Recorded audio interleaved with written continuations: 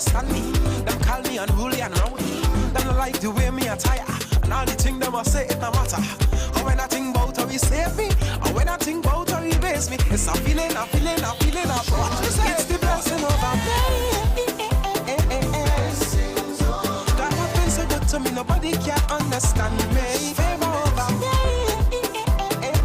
Good God Almighty. And all the things that you do, you never cease to amaze me. Yes. Look, the blessing raining down all over me. You've been so good to me, nobody can understand me. Yes. Look, the favor raining down all over me. So I'm back with you. A wonderful afternoon, Trinidad and Tobago, and I've got a very powerful woman of God with us here to share her amazing testimony, Maria Solomon. And I had a woman a promise, but I just thought it fit. You know, many would have missed it, and it's really, really great to know that God is still in the miracle working business. And we pray, and God answers prayer. And I want to thank and welcome her being with us again for yet another time. Good evening and welcome, Maria. How are you doing? I think you are muted. Are you? I'm not hearing you. So, are you muted? Yeah, let me see if I'm getting her. If I'm getting her. And we take some music. Blessings over me. Easy, favor understand it. Your goodness over me, and your favor over me. God has been so good to me.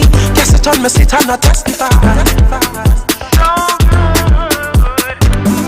Look your glory all on my face, and it's all because of your grace. Grace, yes. But some people don't understand me. They call me unruly and rowdy.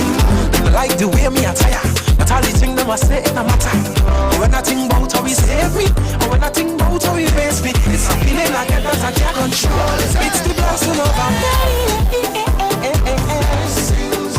God has been so good to me, nobody can understand me. Favor over me. You never cease to amaze me, yes. Look, the blessing raining down all over me.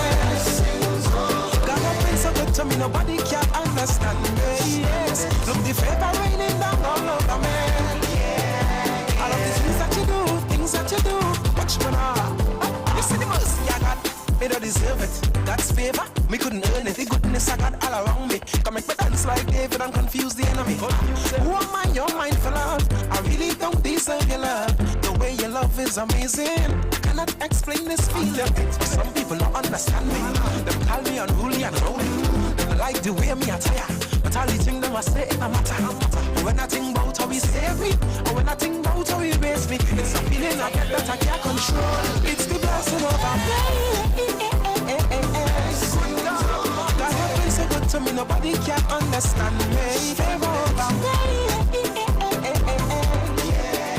All of the things that you do, you never cease to amaze me. Yes. Look, the blessing raining down all over me. You've been so good to me, nobody can understand me. Yes. Look, the favor raining down all over me. All of the things that you do, watch me now. God have been so good, I can testify. Yeah. He has been so good, I can testify. That's why some people don't understand me. They call me unruly and rowdy. They don't like the way me attire, and all the things they must say it no matter. Or when I think about how he saved me, or when I think about how he raised me, it's a feeling of what? It's the blessing of our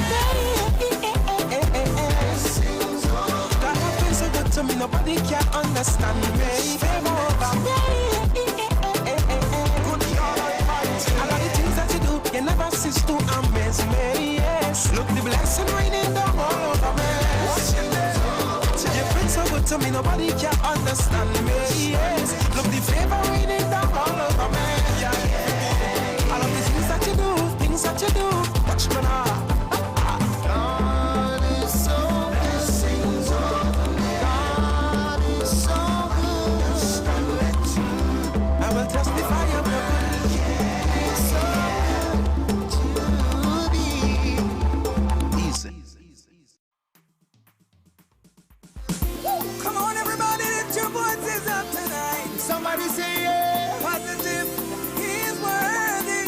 hear you say, yeah, yeah, yeah, yeah. Let me hear you say, come on, tree park.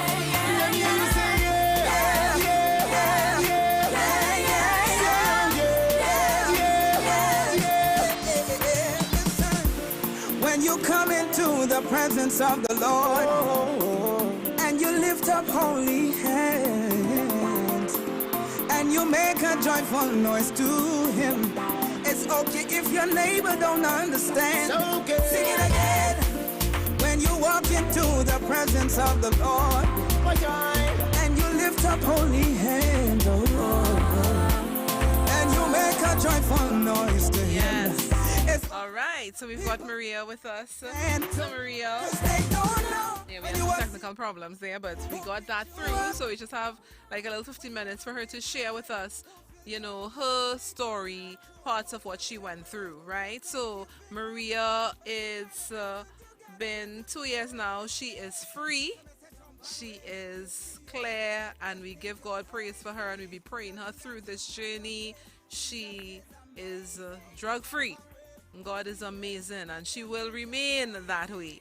So, Maria, it's nice to have you again with us here on 98.1 FM. How are you doing? I'm okay. It's nice to be here again. Yes, great. Thanks so much And I for wanted inviting me you back. to share with Trinidad and Tobago your experience. Maria, she came out of homosexuality and also drug addiction, and God is indeed amazing. So if you think that it cannot happen, here we have a living testimony of what God has done and continues to do. So at what age you started thinking that these things were okay? Um, which one really? Let's start off with the drugs, because I remember you say you used to be smelling the marijuana and curious about it. Yes. Yeah. Go ahead. I started marijuana at a very tender age, at the age of 12 years old, because as you know, in Trinidad, the pusher man was hustling across from where I live, and I used to smell this thing, and I used to find it was smelling so good, and one day out of my curiosity, I asked, and I smoked marijuana and stopped, and then I started back to smoke. When at the age of 17, 18, my mom and my aunt, which both are deceased now, saw that I had a problem and asked me if I wanted help, and I said yes. And they took me to the Monks and Benedict there, and I stayed there for 3 months. And while in the institution there, hearing everybody talking about cocaine, after spending 3 months, I came out and asked where the block is where I could get cocaine to buy, and that cocaine took me down a road that I always tell people I wouldn't wish it on my worst enemy, but thank God for Jesus, I did say, because like I was explaining before, all the rehabs had turned me down because of my lesbian lifestyle, that I would always end up with somebody, and I didn't have any other way to go, and I found the way of holiness, and God actually sent me there because Pastor Wilma Kelly, if you all know her ministry, doesn't deal with women, she only take men. And when she saw me and she said, I'm taking a chance with you, because I don't normally do this. And today I don't regret that. And today I always say I am really, really grateful for that, because I not only changed my life, I found the man they call Jesus, and he removed everything from me, that lesbianism, that cocaine. I don't have the desire to smoke cocaine. I don't have that feeling to be with women anymore. Now I see it for what it really is. It's not a nice thing in God's sight, you know. So Wow, that's just amazing. And persons, in talking to you today, I remember you said, imagine going to a rehab. You see how God's makes the difference. And you were saying that you weren't on cocaine then, you heard people talking about it. And then when you came out of rehab, you were curious. yeah, I Wow. was.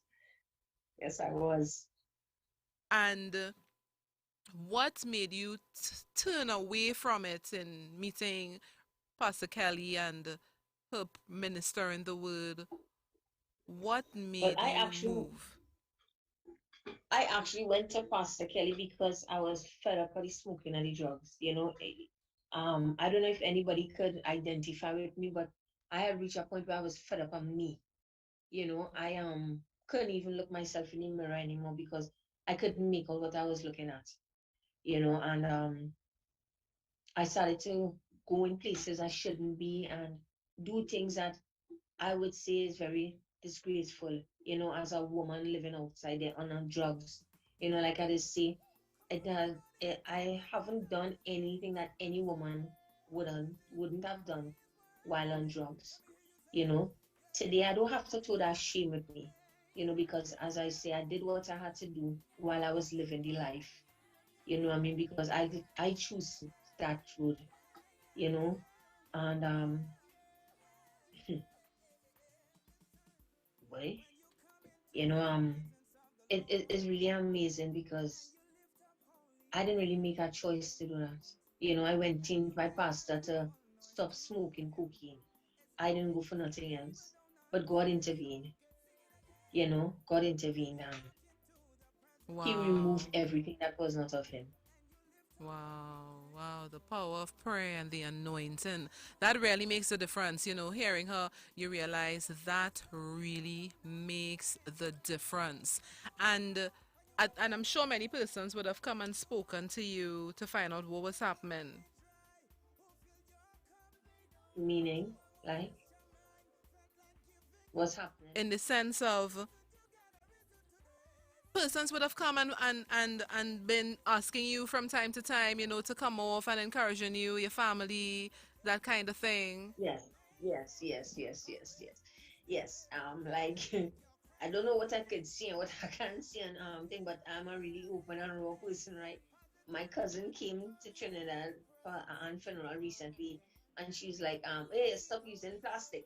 You know what I mean? Because my family was so they they never shunned me, right? They never show me any bad face or anything. They had a problem with the drugs, not the lifestyle, you know.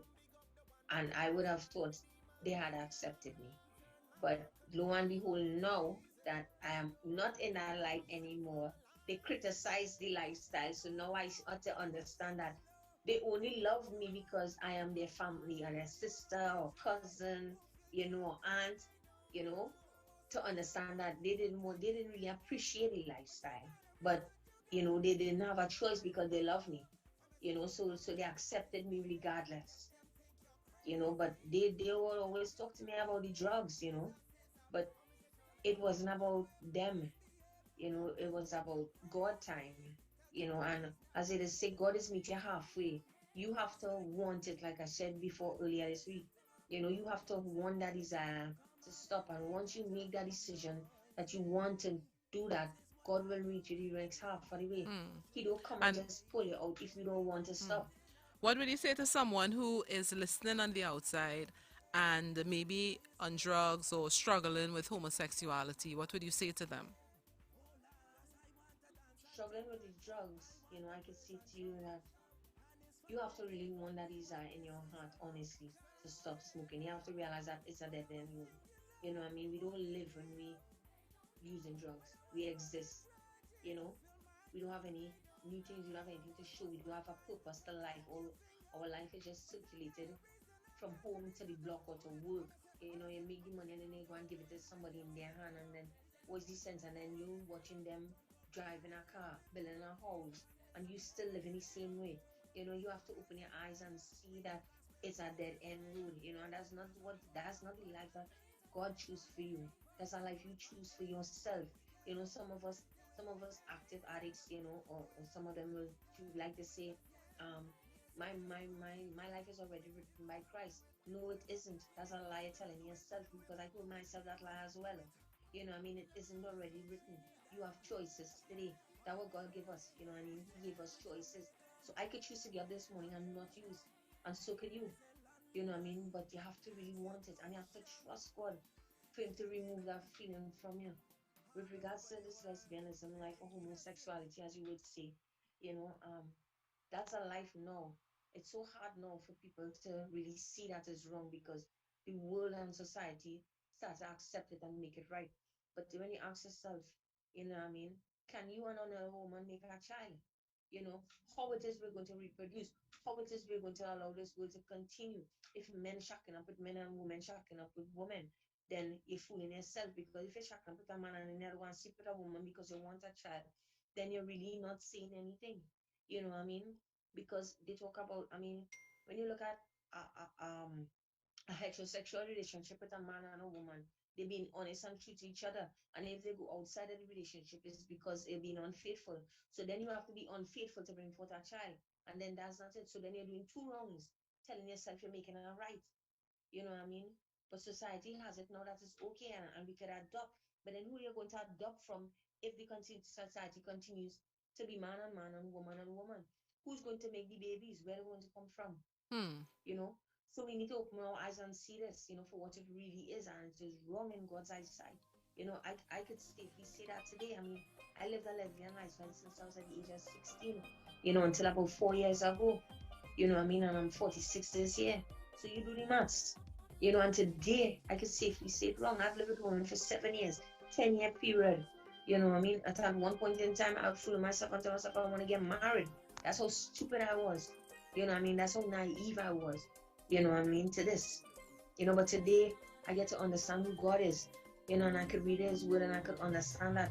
And what we're doing is wrong. You know what I mean? It's wrong in God's eyesight. It's wrong. Wow. Wow. Okay, so Trinidad and Tobago, that has been Maria Solomon, a very brave woman of God, to come out and talk about God delivering her out of homosexuality and drug addiction. And God, we're going to have so much more going to be coming in and testifying of the goodness of God, because God is going to send us out and his hand is upon them even now. They just don't know it. Just as his hand was upon Maria. And here she is today. Angels are rejoicing, happy, elated, because she has come out of darkness into light. I mean, that is something to get excited about. That's something to really give God praise for. And I praise the Lord with you, because I know God is pleased and happy with your decision. So thank you for coming and sharing with us. Thank you. God bless you as you continue to impact the lives of other women and people coming into the fold. Have a wonderful evening. Stay strong. God bless you. Thank you very much for inviting me. Not a problem at all. Yeah. And that is what... Yeah.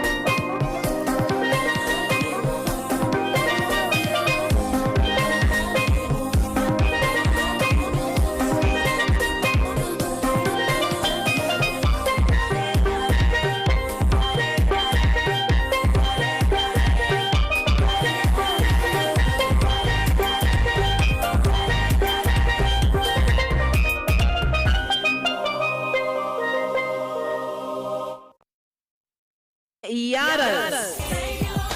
We continue to give God thanks for what he has done. Joining me this Friday will be Maria. She'll be testifying about God really bringing her out of darkness into light, out of lesbianism, out of drug addiction, and now she's serving the Lord faithfully. So we really giving God thanks for what he has done. And joining me will be a few ladies. And you know what? We're going to be talking about ladies, you who are single, who have kept yourselves, whom the Lord has allowed you that grace. Does a professional woman have a look? The men are saying she doesn't look like she could cook. What does that really mean? I mean, I could cook, so I don't understand what they're saying. This and so much more this Friday. Also, we want to hear what does God's word say about. We got engaged already, so I could sleep over until we get married. We don't get married already. So is it okay?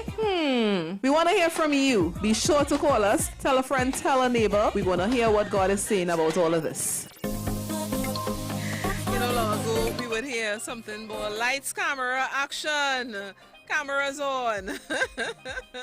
So that's what we will say now as I guess technology has gone to another way of life. So it will be lights, cameras on, and action.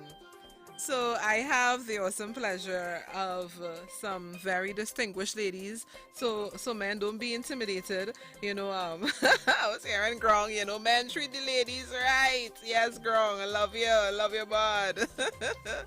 And I see Riquen is the only person here. Riquen, I spoke to my attorney friend, and he'll be in with you, and he'll get some support.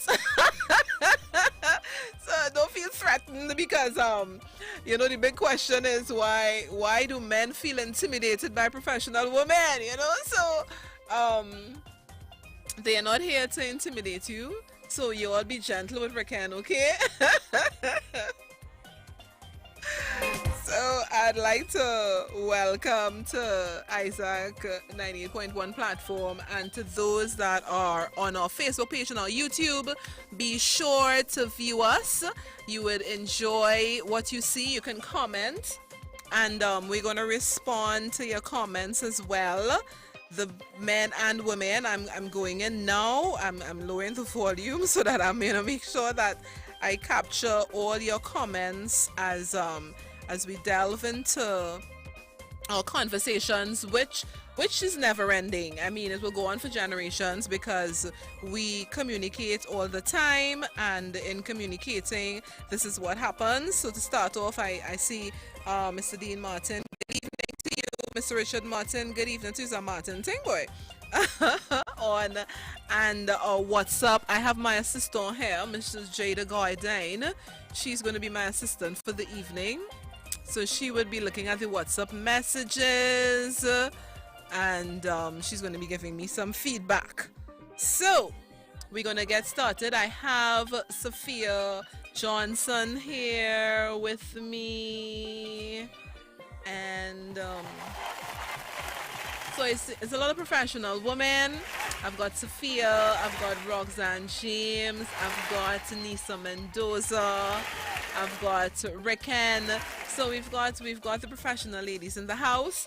I think Riquen, you might need some help. I think I'm going to message attorney at law Kirk Hogan and just tell him Riquen needs some help and to come in. Right? Yeah, all right. So he'd be in. He's just driving at the moment. So I'm gonna delve right into it. So in the promo, you all would have heard me say, actually someone approached me, and then I was talking to Saffiya, and then I called Roxanne, and where's Crystal? Crystal is supposed to be here. And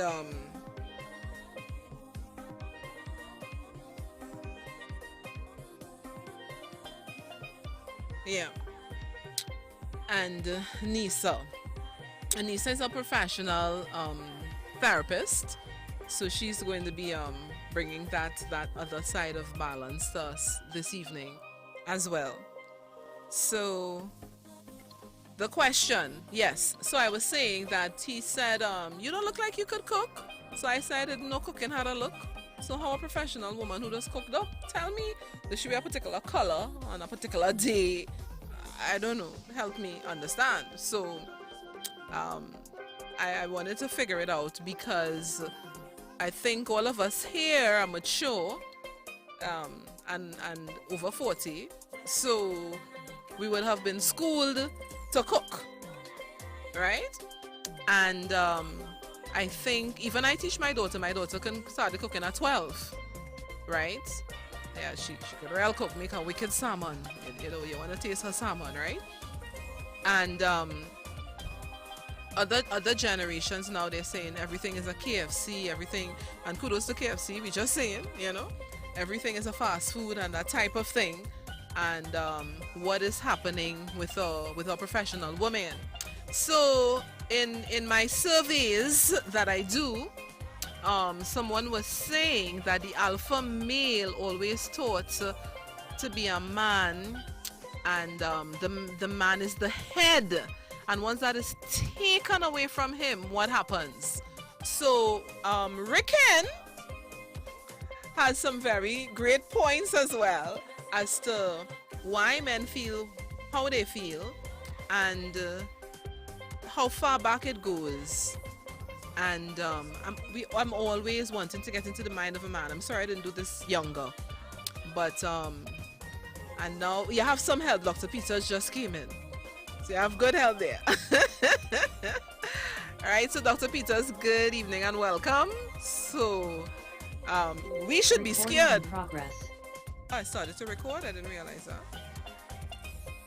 But leave it, let's stay so. And so this should really go to a good place. So let me start off asking Riquen and Dr. Peters, why do men feel intimidated by professional women? That's the question. That's the first question. If you could tell me why. Doc or Riquen? Riquen, you're muted. Okay, good evening. Right, good evening.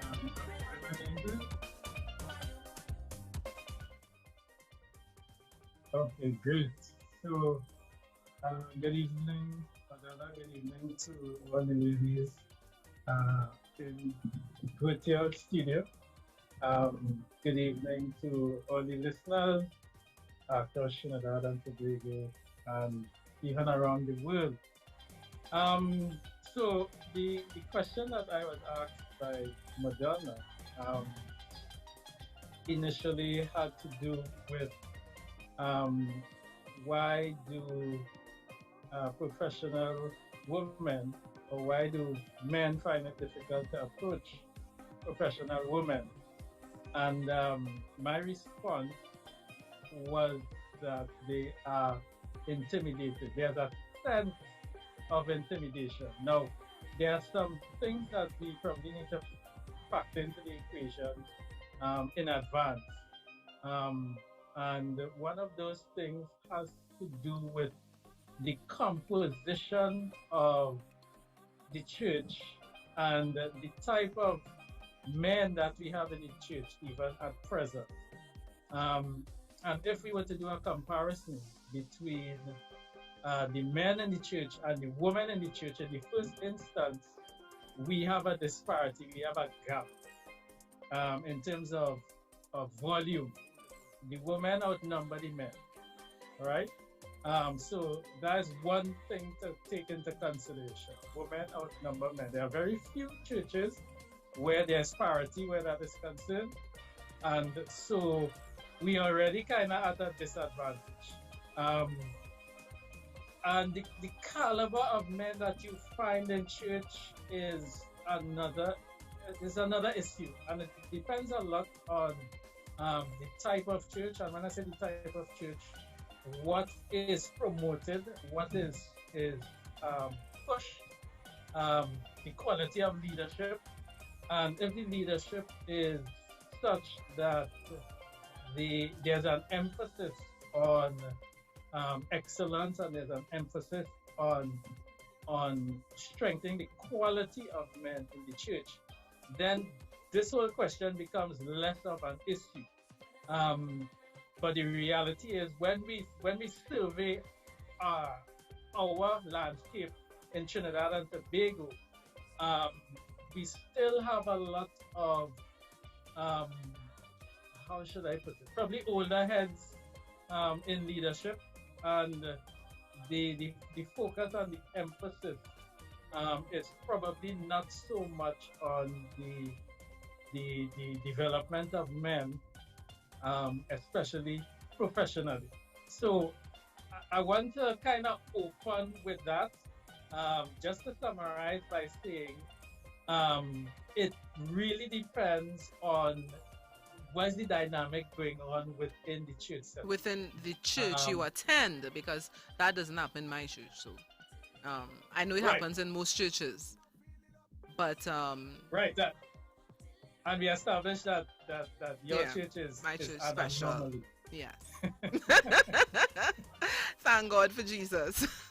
And but then some churches to try and follow that, and because and we pray for men to come and the men come, you know. Pray for more men to come into the church. That's I don't know if that prayer is a prayer that, you know, that churches would pray, but we deliberately pray for men to come into the church and they be saved, and men come, and men of a different um I don't want to use the word, you could use it. I will use it, and I will get in trouble. You know, What's that? when you Caliber? get offended. Different Yes. caliber? Yeah. Right. Yeah, that's just how it is. It's appreciated, but the word has come from young in a particular way, and you know, we encourage particular things, so the mindset is different. And so and I actually tell young ladies, you know, if they want a good husband, they could come to my church. But because it just you know, it is what it is. Sorry. But outside of that, um yes, because I've been through that as well, and you get that experience where men feel intimidated. Dr. Peters are not hearing you. Yeah, I'm right here. Good afternoon, everyone, panel and Trinidad and Tobago. And I think the basis of this, or the basis of what my brother said of a man perspective and perception of a woman and how he relates to a woman, cannot be based upon what church he goes to, what church he doesn't go to. I think that everything starts on the condition of the family. Everything starts on the condition of his development. His development doesn't start at church, and that's the problem we have with a lot of church men. They go to church by foundation, and all they do is the design. There's no church that is called to shape up the character of an individual. Yes, you have a lot of pastors or leaders or ministers or brothers. I mean, in church they are very organized, but when the home is a whole different condition. So when we're talking about the development process of a leader, it is not the whole purpose of and responsibility of the church, and that's the mistake we made over the years. We believe that the church in itself has made that mistake to erode the family by inculcating their whole values and saying that everything starts at church and ends with church. That's the first misconception, to believe that true leaders come from a good church, whether it be a high church or an apostolic church. That is not always the case. The condition of the family defines everything else. Everything else that comes with the church is what we call by design. So a man, first of all, having to approach a woman that is professional, we first have to realize what part of the woman that man meets first. Does he meet the professional side of the woman, or does he meet the human side of the woman? That's two different aspects. And I've had to deal with a lot of women. I mean, you see them every day driving vehicles, the dark shades on and the glass down, and it's almost like they have it fixed, yeah. You know, and you're trying to blow a pass and they go in their way, and you see that kind of hype. And then you go in another culture and you see a whole different expression. And I ask myself every single day, when I meet a woman for the first time, what am I meeting? What is that part she's introducing to me? A professionalism. I'm a director. I work here. I have 2 PhDs. I have a PhD. I'm doctor so and so. Or I'm getting to interact with the individual themselves. All right. So we can start from there in this dialogue. So if we are using church as the equation to produce good leaders or good men, I think that's a wrong angle that we are starting from. It starts from Well, the I family. don't think it's a It wrong starts angle from at home. all, because I think a lot of homes are broken. I think a lot of especially single homes, and where that is broken, we all need each other and we A need lot of help. church, a And lot of churches I are think the broken church too. significantly helps in that area, and a lot of men I know can attest to that, Well, if where you do a the church has statistical, if made you do that something statistical difference. now, look at the condition of our country. Look at the condition of our young people. If you are measuring the factors of people come to be good Christians in a church and put their hands in the air and get married and behave themselves for the lesser part, you look at the greater part of what's really taking place. I think people are not looking at that. When you begin to look at the killing, the types of killing, the type of murders, and you begin to count, you begin to calculate 5 to every 10 men or every 3 men, good men or 5 men that comes in the church, you have at least about 90 something of them are given to crime and being converted otherwise. I think really that that is a misconstruction of our concept of presenting a glory, and it blinds us to the reality of what takes place on the streets. It blinds us to the reality of manhood and what it really ought to be. Now, if men, as we say, and are designed and they are powerful in that context, then it brings us to another question. Surely we are not influencing the way we ought to influence. Because I think Shabba Ranks is doing something good like that, better than that. Spice, Good on Low, is doing better than that. And even Nickelodeons is doing better than that. If we are using the point of reference and the Well, point that's of on a national transformation, level in the sense of there's so much that we can do. But when it comes to making a difference, like I said, I believe that a lot of men can attest to.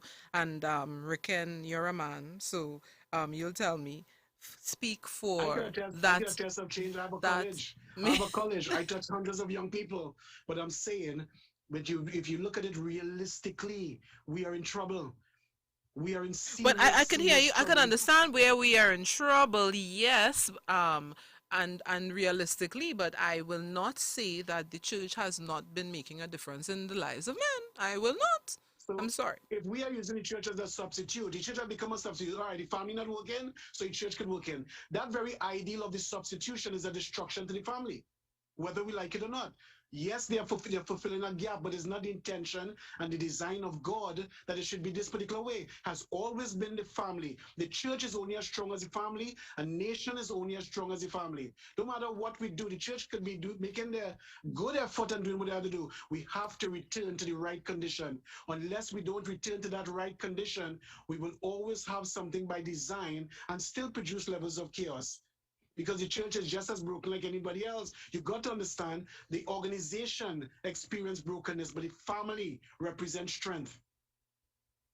The design for transformation and any level of revelation or any level of revival will flow from the family, not necessarily from the compound church. Yeah, but the church actually, they help and they have a responsibility for that contribution of the meal where the family fail.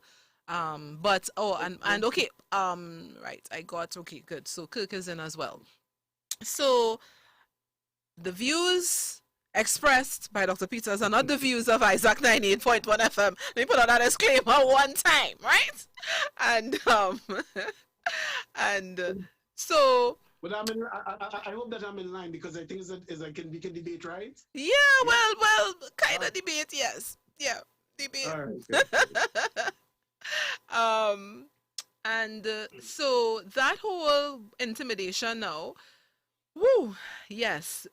We still come back to the men feeling intimidated, right? Because they are underdeveloped. And they're They are underdeveloped. they are underdeveloped. The demands, their character, the image of themselves, that is one of the major problems that they have. A woman could behave herself how much she want and treat it nice and drop her standard. And that's one of the reasons why we have so much murders in this country. Because women tend to behave in a particular way to facilitate the weakness of a man and vice versa. And when she walks in strength, what do you get? You get violence. And I think Dr. Mendoza would agree with you with that one. Which where abuse comes up. Yeah, you know how to swing a thing, you know, that's why I use a doctor. You see how he swing it? He's swinging back one time and come right. I'm behaving myself. I come back in line. You come back in line, thank you, Jesus.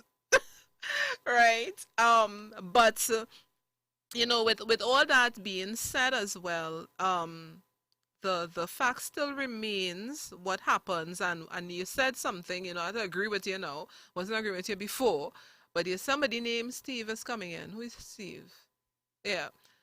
Um, the thing about they feeling intimidated when a woman rises to the occasion and does what she does in her innocence and really lower her standards. That's a very strong point that you made there. I'd like to ask the professional woman. Could I ask them, Dr. Peters? That's okay. Could talk to them now. Yeah, I'd like to ask the professional woman. Ask them, you yes. know, um, how they feel. Saffiya, Crystal, Roxanne, how they feel. You know, as single women and even men approaching them or men in the church. Saffiya, Good night, I'm not hearing you Madonna. clear, Saffiya. Sorry? You right, go ahead. Okay, you hear me clearly? Yeah.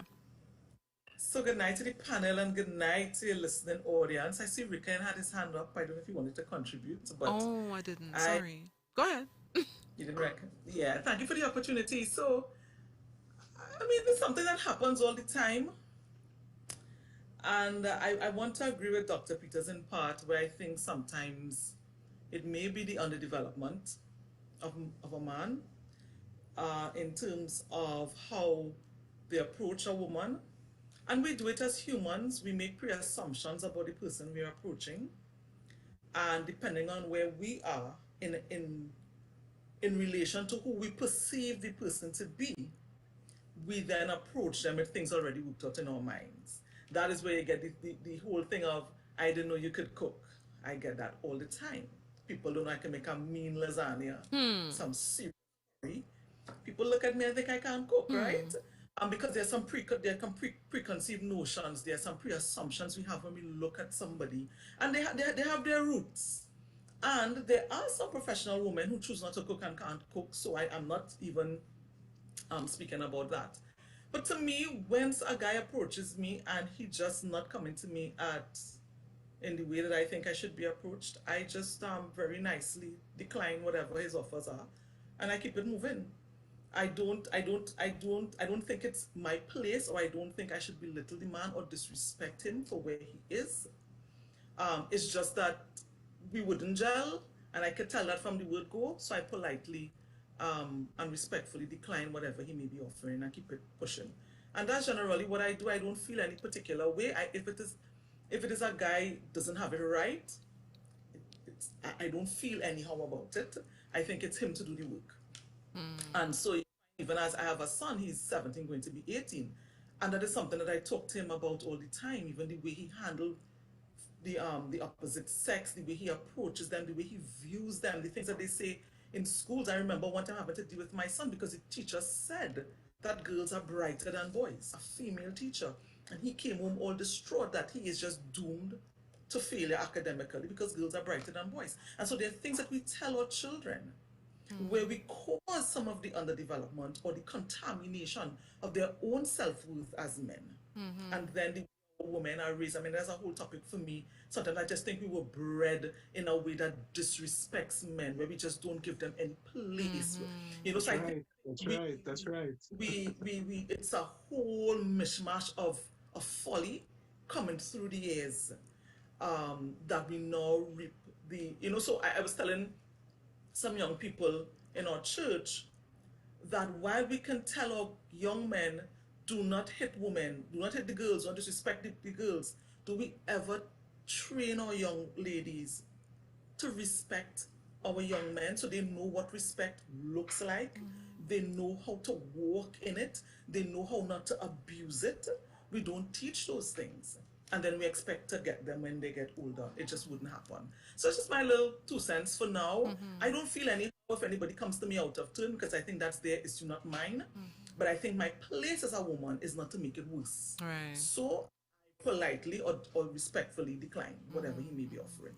Some Well very said. Well salient said. points that came out Well even said. when Riquen and I spoke, and then in doing my survey where you said about that, because someone said as well, and Kirk is here, right? About let us say you're meeting a man and you're well put together. You have your house, Roxanne, and the gentleman has to come to your house. The rule of thumb, it's the woman house. But what and God forbid something happens and they end up in divorce, it's the woman's house. But if she comes into his house and something goes wrong, it's their house, you know. and Yeah. so all of those all of those things society have shaped. And most professional women, of course, we aspire to have our own home and that kind of thing. And so it's a disadvantage to them as well. So Rick can jump in before I go back to Roxanne. And so you're smiling plenty, and I know it's words that just I wanna come out. Okay, so as Saffiya was, well, let me go back a little. Dr. Peters made a point in terms of which part the woman presents first. What do men see first? And if the first thing that they see is the professionalism, quote unquote, um, there is a perception in a lot of men that professionalism equals independence, and independence equals the possibility that I can be disposable. That you can. It's a whole lot easier for you to get rid of me because you are already in a place where you don't need me. And a lot of women or a lot of men have the perception that um, because professional women, they're making their own money. In some cases, they're making more money than the man. And for the man, that is intimidated because traditionally, the traditional role has been the man is the breadwinner. And I mean, that has changed significantly, obviously, over time. And so I was sharing with someone what we have to learn is how do we bring our independence to a place of interdependence. And there's not much, in my view, that is being taught to women in particular concerning that. So the message that women have been hearing and receiving over the years is that, hey, listen, you need to you need to educate yourself. You need to be in a position where you don't have to depend upon no man. And so that happens. They educate themselves, they get the degrees and so on. And then in a marital situation, um, it's like that independence comes to the fore, partly because the perception of the male, if, as Dr. Peter says, if he's undeveloped or underdeveloped in that area. And truth be told, a lot of us are, whether we hold degrees or not. Sure. Can I just interject just a quick second? I think that there is one of the areas where men don't even understand their full worth, because women have need of men, and it's not just for money. There are things that a man provide on so many spheres of life, and if they reduce themselves, and perhaps we women have helped shape that narrative, if they reduce themselves to just financial provision, they miss all the other aspects that are so critical to a woman. Because you will know the number one need of a woman, it's not financial provision. So men sometimes reduce their own worth to a woman, thinking it rests only in financial provision. While it may be important, yes, but men are so much more, Yeah. and they mean so much more to a woman. Yeah. So that's why I think that anytime you rest, anytime you connect your worth to just financial provision, you lose the majority of your worth to women, and you just miss it. You're blind to your own worth to a woman and her Roxanne. need for a man.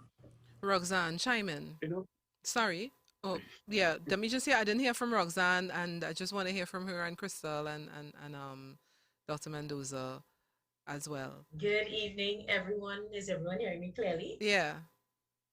Yes, I want to agree with some of the points that have gone before. And I just want to add, for a lot of us, we've grown up in homes where we have actually seen that the women are raised very differently from men. It's from the very beginning. It's almost as if women are trained to be multitaskers. We are trained to be carers.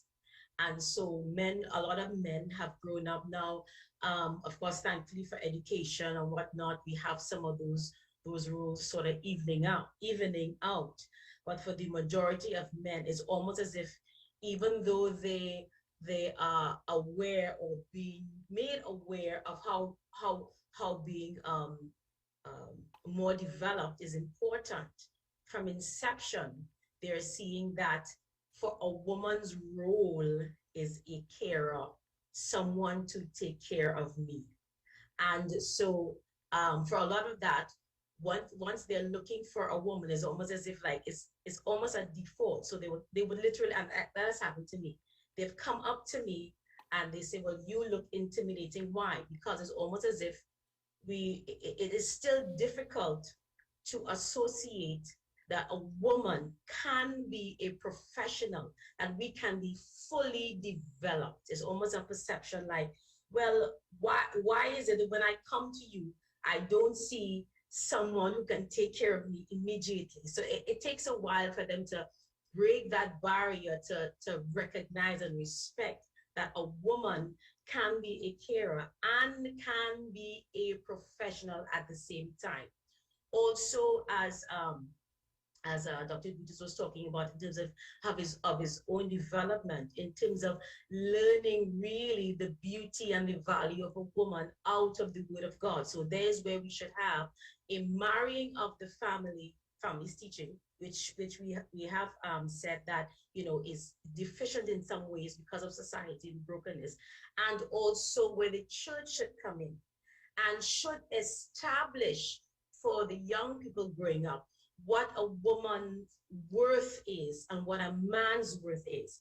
And for us as women, we have as we have developed, being carers, and we go to school and we develop our professionalism. It is in line with when we talk about Proverbs 31, not in terms of so much of perfection, but it ran across my mind that she takes care of her family and she's trading in the market.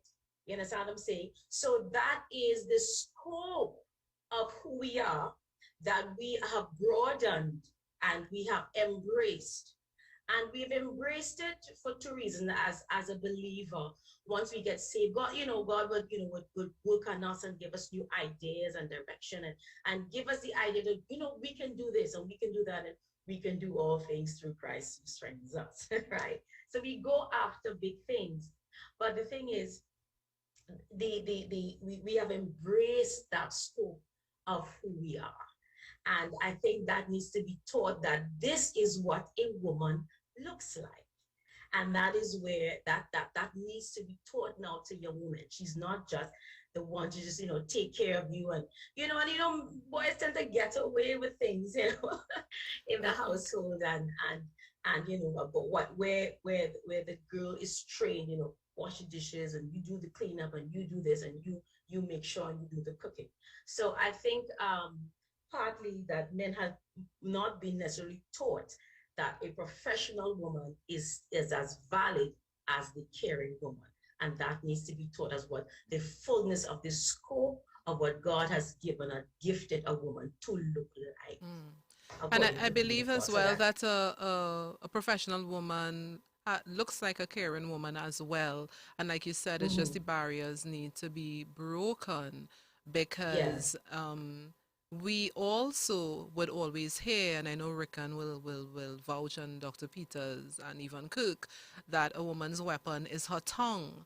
And sometimes as well, we would have, because we were considered the weaker vessel, that member the Bible says is like fire and really knows how to pull down and as well and that kind of thing. And we weren't schooled to speak when the Holy Spirit guides us, you know. So therefore in even listening we would respond immediately.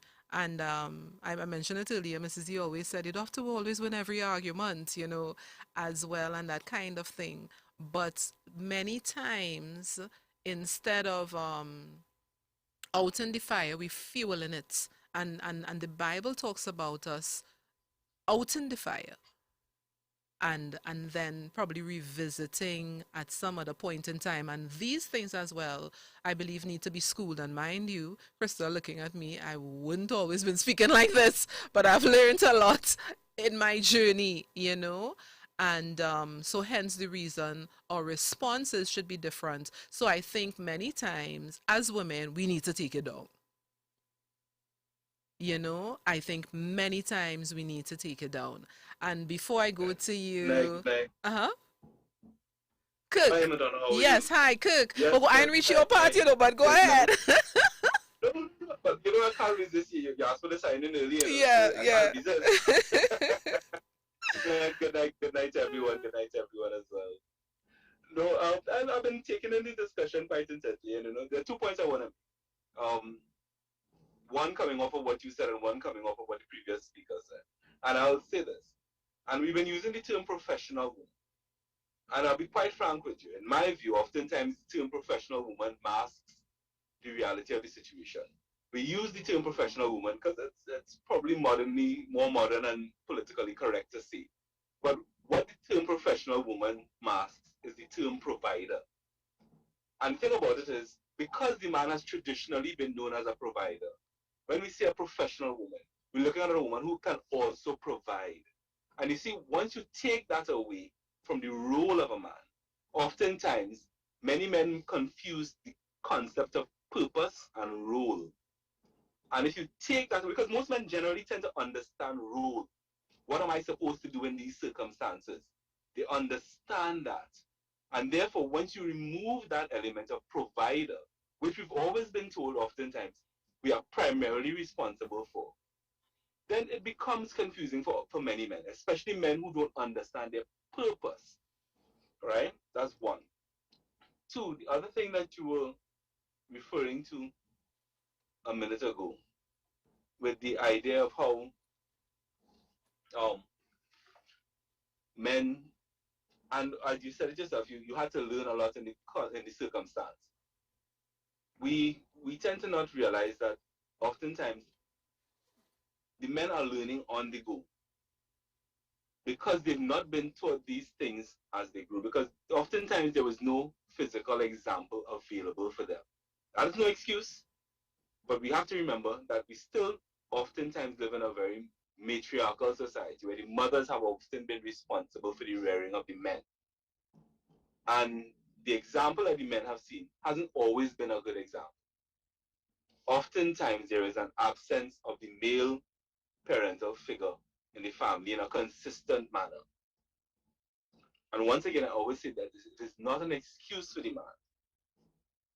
But we often have to realize that if our society breeds a situation where the women are often raising the men, then the women have to look at the kind of men that they want to raise.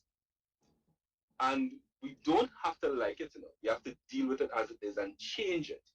So oftentimes, if you're looking at a situation where we have so many single parent households, or so many, I would want to say, maternally dominated households, where the mother runs the household and deals with the rearing of the children, the men are often shaped by the images that they see and what's put into them by the woman.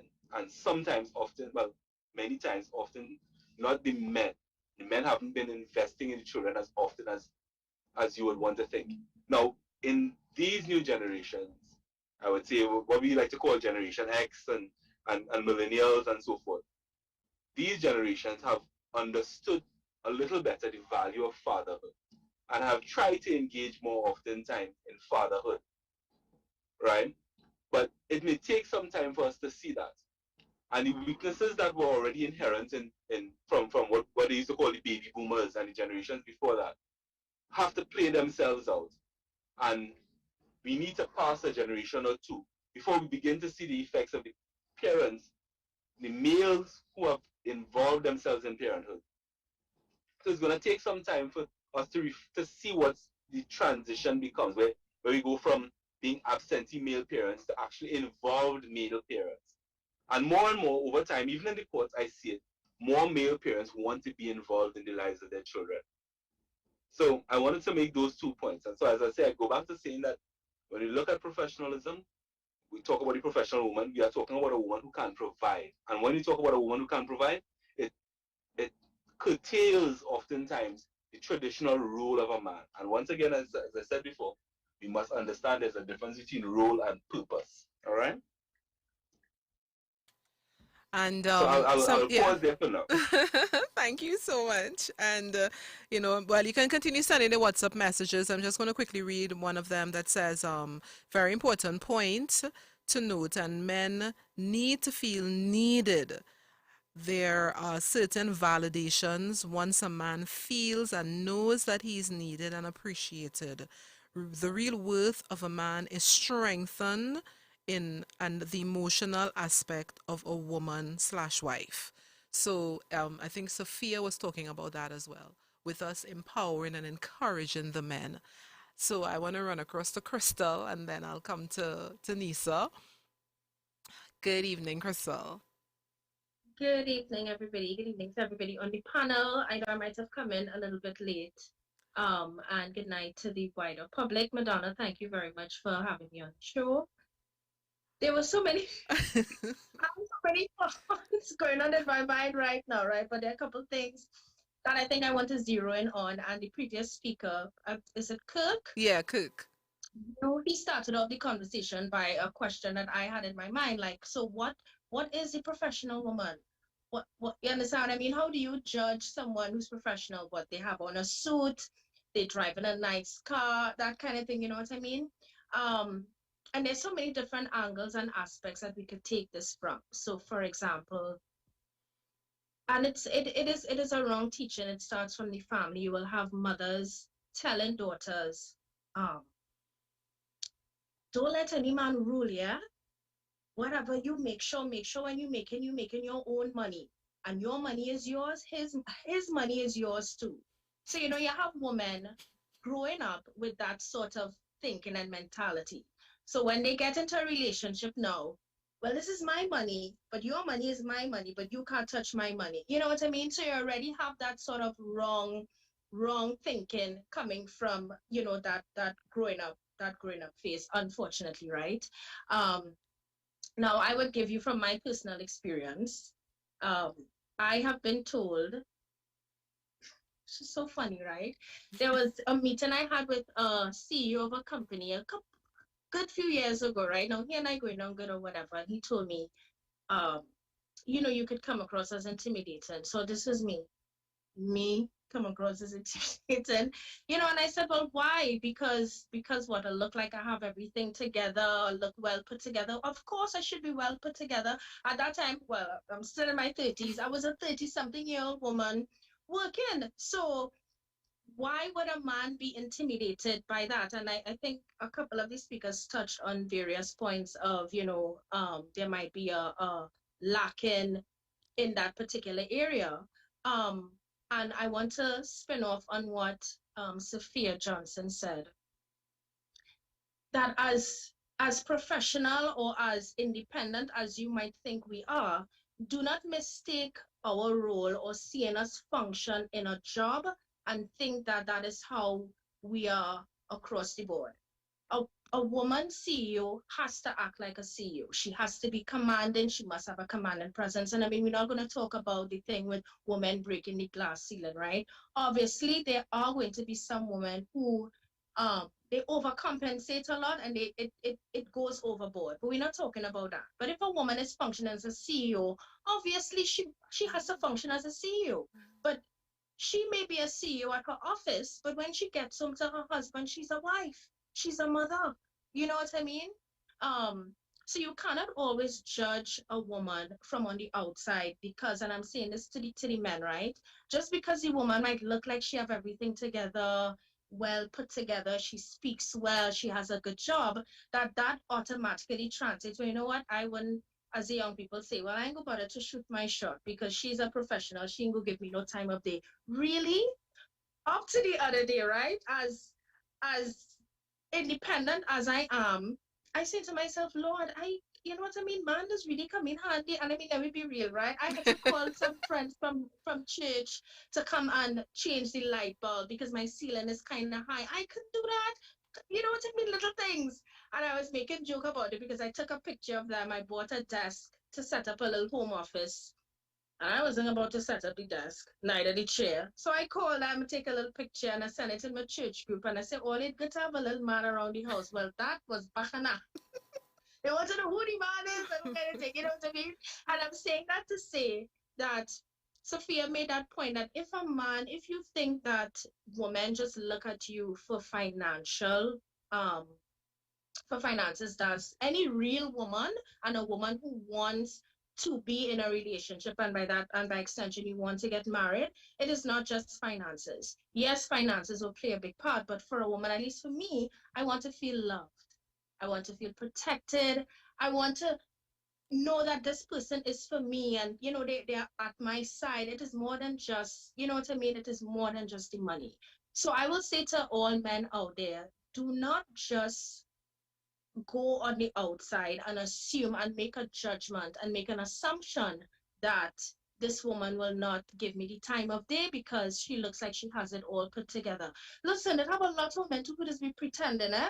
They're looking all put together, but inside shambles, and they just need a good man to come around and to give them a little help. No, I'm saying this. I know women do not always make it easy because sometimes you will have your guard up because, I mean, face it, some of us have dealt with some creeps over the years and you put up your guard because they say, you know, I want to deal, you know, so you put on the face or you put the guard up because you say to yourself, I don't want no creep to come around, you know what I mean? So I can understand in a case like that where a man might be intimidated because they feel as though this woman not going to give him the time of day, but that is not always the case. There are, as much as there are great men out there, there are also great women out there.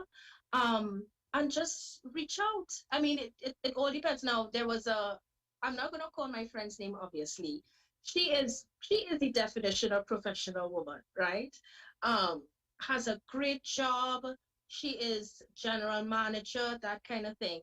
And this is a couple of years ago. She would tell me, you know, Chrissy, if I have to be with a man, he has to be at a certain level, education wise and that kind of thing. And I said, well, I hear you. I said, but you are already excluding a large percentage of really, really great men out there just because they don't have a degree or just because they don't have a car.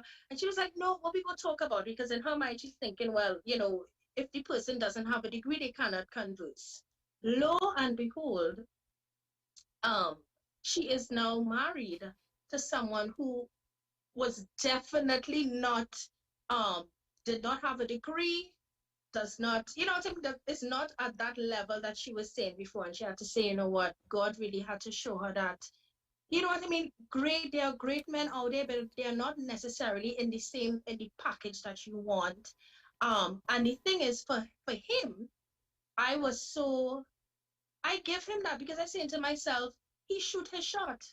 He looked at her, he looked at himself, he knew what he had. He knew he didn't have, when I say in terms of financial to bring to the table, but he knew who he was and he knew who he was in Christ and he knew his word. And he shoot his shot and he got through. And right now they are doing very well, happily married. And I'm like, but look at you and look at you. Sometimes life is such a, you know, God has a sense of humor because that was somebody that she would have never seen herself with. But in the end, you know, that's where she found love. Wow. So that is what I will have to say on that point. Before I go to Nyssa, quickly, as Crystal was talking there, I was having a conversation with someone this week as well, and we were talking about Ruth and the value that Naomi brought. And we always share, and we always read in the Bible, you know, that Naomi instructed Ruth in how to really hit the heart of Boaz.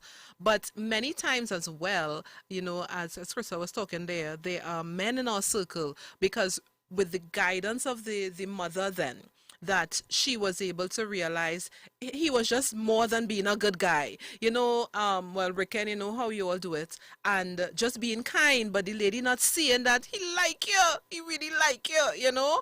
And you be like, but he real nice boy. You should do this. And Naomi had to step in and say, here, not going on roots. There's a good man right here. You understand? And A, B, C, E, F, G, the rest is history.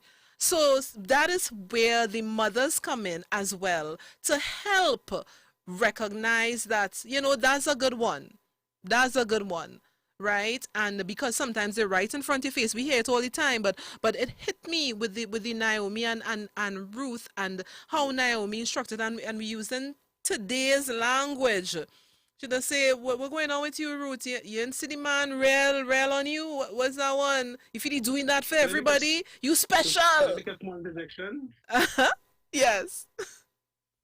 I don't know. We need to be careful that we are not.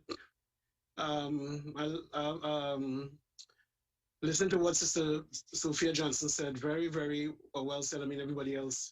We need to be very careful that we are not looking for products, so we are shopping. There's such a Hogan could brought a very good point. We have to define a proper working definition of terminologies that we use. And first of all, what it means to be human, what it means to be me. And then secondly, after being me, the rules that I take on, how does that apply to me being who I am? And what I'm hearing more is more like products. We bring in a few points here, a few points there, and a man should be so and a man should be so. And the terminologies that creep. These are the killers. These are the little things that we look at. The perception of the woman, the perception of the way the woman see the man as value. All these things. Who define the values? Who defines quality? Who defines? These are the things we have to look at. We need to be very careful that these things that we are speaking about is more functionalities, more interaction to the real issue that relates to me, what it really means to be human, what it really means to be me. That's the first question that we need to begin to look at. Everything else is logistics. Looking for the man to put up a bulb, somebody to help me, and all these things flows in its own place. But we need to understand the question that you're asking. First of all, why are men intimidated? And we can look at all the logistical things on the outside, but the real heart of the matter comes back to one foundational truth as to why the man is that. So we have to be very careful, because what I'm hearing so far from some is more like a shopping mall. Well, he has this, well, he has that, he has a value here, and he has this here. And I mean, at the same time, for me, I am a professional, I am a CEO, and whenever I see someone, I mean, I'm way beyond looking at someone, you're a professional. When I look at someone, I look at the person's face. I want to see you. I want to know who you are, not what you do. I want to know who you are, because who you are influence everything else that you do.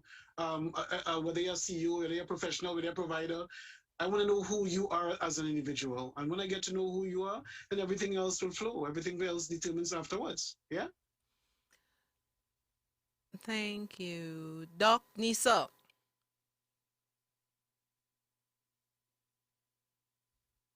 Good night, everyone. And Happy New Year, because this is my first time interacting on a social platform for the year. Oh, Happy New Year. So Happy New Year to everyone. As Crystal just said, I don't even know where to begin.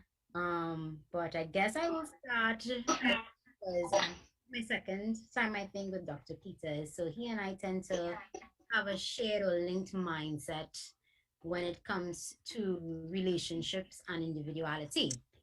So when he spoke about, the definition of terms and whatever professional means or what a husband means or what they're looking for and why they find it difficult. And I want to go back to everything I think everybody was saying tonight, in that we develop from a script, whether we unconsciously know it or we consciously know it.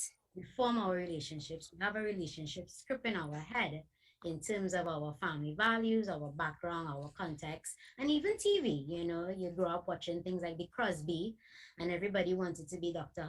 Huxtable or, be the provider.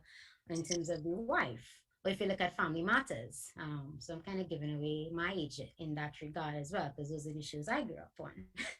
So we tend to look at that aspect, and then moving along into our development from childhood to teenager into adulthood, we base that on how we were raised. So one cohort of people would have been raised where they want to mirror what they saw in their household, whether it was single or both parents. Then we have a cohort of people who would base their development now where they reject or expel what it is they grew up with. Case in point, for the woman who would say, or mothers who may teach, or who would have grown up saying, you don't need a man, or become this way because you don't want no man to do this to you. Where did they get that from? It could be a script where they don't want that being repeated for their daughters, or it could be the script where they that's how they grew up. When it comes to relationships. Kirk, you're unmuted. Kirk, you're unmuted. Okay, right. Terrible. So we have this cohort of people growing up. The single mother, let's go with the single mother aspect, is saying to her daughter, you need to get your education, you need to make sure that you can take care of yourself, you don't need a man. So I am a teenager forming my self identity, may grow up in that way. And I like to term it the modern woman, because people like to also train traditional. So what may be traditional for us isn't traditional for our grandparents and would not be traditional for the millennials that are growing up. So I believe we're all in the same cohort where traditional may have meant granny, especially, at least let's go there. Granny would have been the housewife or the house person there if you came from a double family, right? Mommy and daddy. And daddy would go out and be professional, whether it was in the oil field, whether it was in the sugar cane, whether it was in the developing of Trinidad and Tobago culture in the 1962s and stuff. So we have that family coming down. My parents' generation, which would have been born in the late mid-60s, right, would have been now growing up in an era where Trinidad is becoming independent, and now the working class is now being not dominated yet, but the working class in terms of women are now entering a lot of the fields of professionalism. Now you have mixed genders coming to work together and they're learning to mingle. Then you have my generation, from that generation, where I was taught, get your education, get your career focus. And I think it's Saffiya who said, or maybe it was Roxanne, who said, you know, this generation now taught that girls are better. So we diminish the boys. We were taught to be independent and self-fulfilling and, you know, do what we have to do, but we didn't teach the girls as well how to interact with our male counterparts. Similarly, in that timeline, our male counterparts did not adapt to the rising modern woman. And that's where I think Dr. Peters was saying where the alpha male hasn't grown or developed. And I would like to say they didn't adapt. So I don't know how it was in boys' schools. I went to predominantly all girls school from primary school to secondary school. But in the boys' schools, what were they taught? Were they just taught again back to the traditional grandpa, daddy generation of being the alpha and being the provider, which on the other hand, the girls' schools are being taught, get your education, get your degree, you could become a CEO, you in charge of your life, break that glass ceiling. So on one hand, we have women being taught this way. And then on the other hand, our men, our boys who are now men in our generation remained here. And we are quite here. So you get a gap. And you get a gap now in communication. How does the professional modern woman communicate now with the professional modern man. Because sometimes it feels as though the professional modern man didn't get that kind of lineage or lateral movement change in the development of self-esteem, and development of identity, and then of course, development of communication. And how do I communicate now with this 21st century woman, wherever they may be? I said a lot there. Do you want me to pause?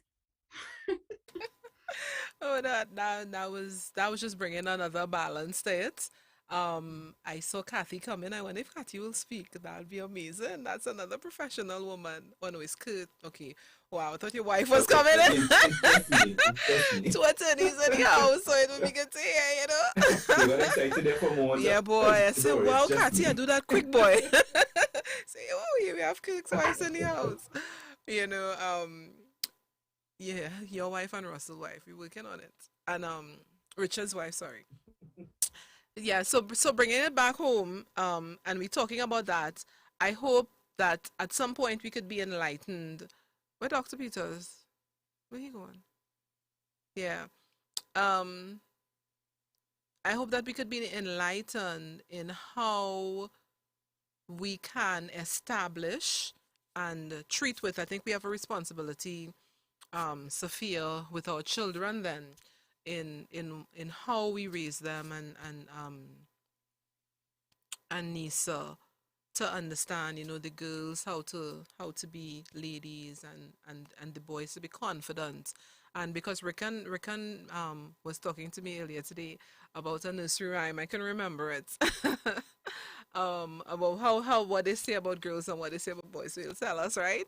And so all those sorts of perceptions had us formulated, and Crystal alluded to it, because in many homes this is what was taught. So what we're doing here can't just be tonight, because this is changing a whole mindset of teachings that we were raised into, and a whole generation of teachings, you know. And so I see Riquen hand is raised, and Cook. So you all go ahead. Riquen. Okay, cool, thanks. So as you mentioned in the nursery rhyme, I actually shared it with Saffiya, based on what she would have shared concerning her son. So in primary school, there was a little nursery rhyme that went something like, girls go to college to get more knowledge, and boys go to Jupiter to get more stupid. And anybody familiar with that? Now, we have to ask ourselves the question, did that do damage subconsciously to our males? What are little girls made of? Sugar and spice and all things nice. That's what little girls are made of. What are boys made of?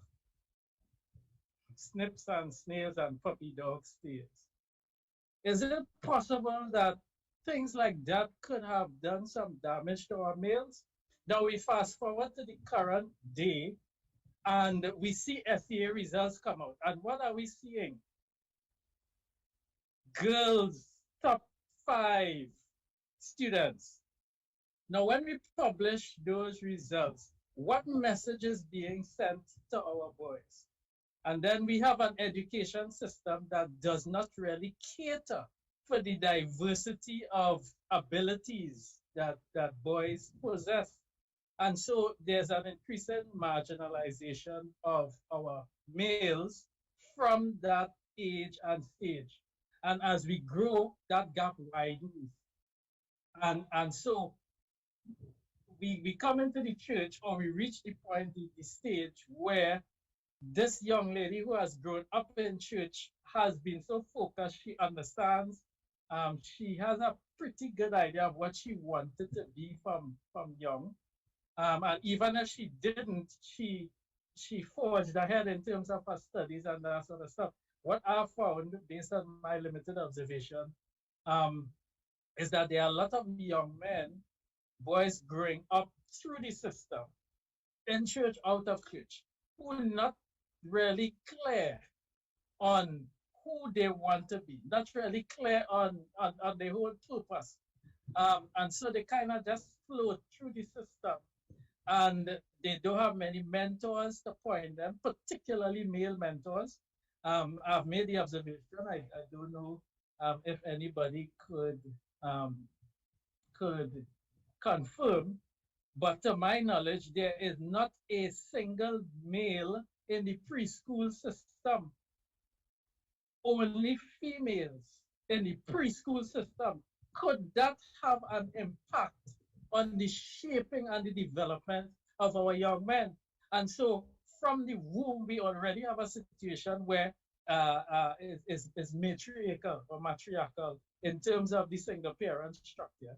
You leave from there, you go into preschool, is only women teaching you at preschool level. You go into the primary school system and the majority of teachers is women. You go into the secondary school system, the majority of teachers is women. And so you have a situation where the men or the males are really being marginalized, whether we want to admit it or not.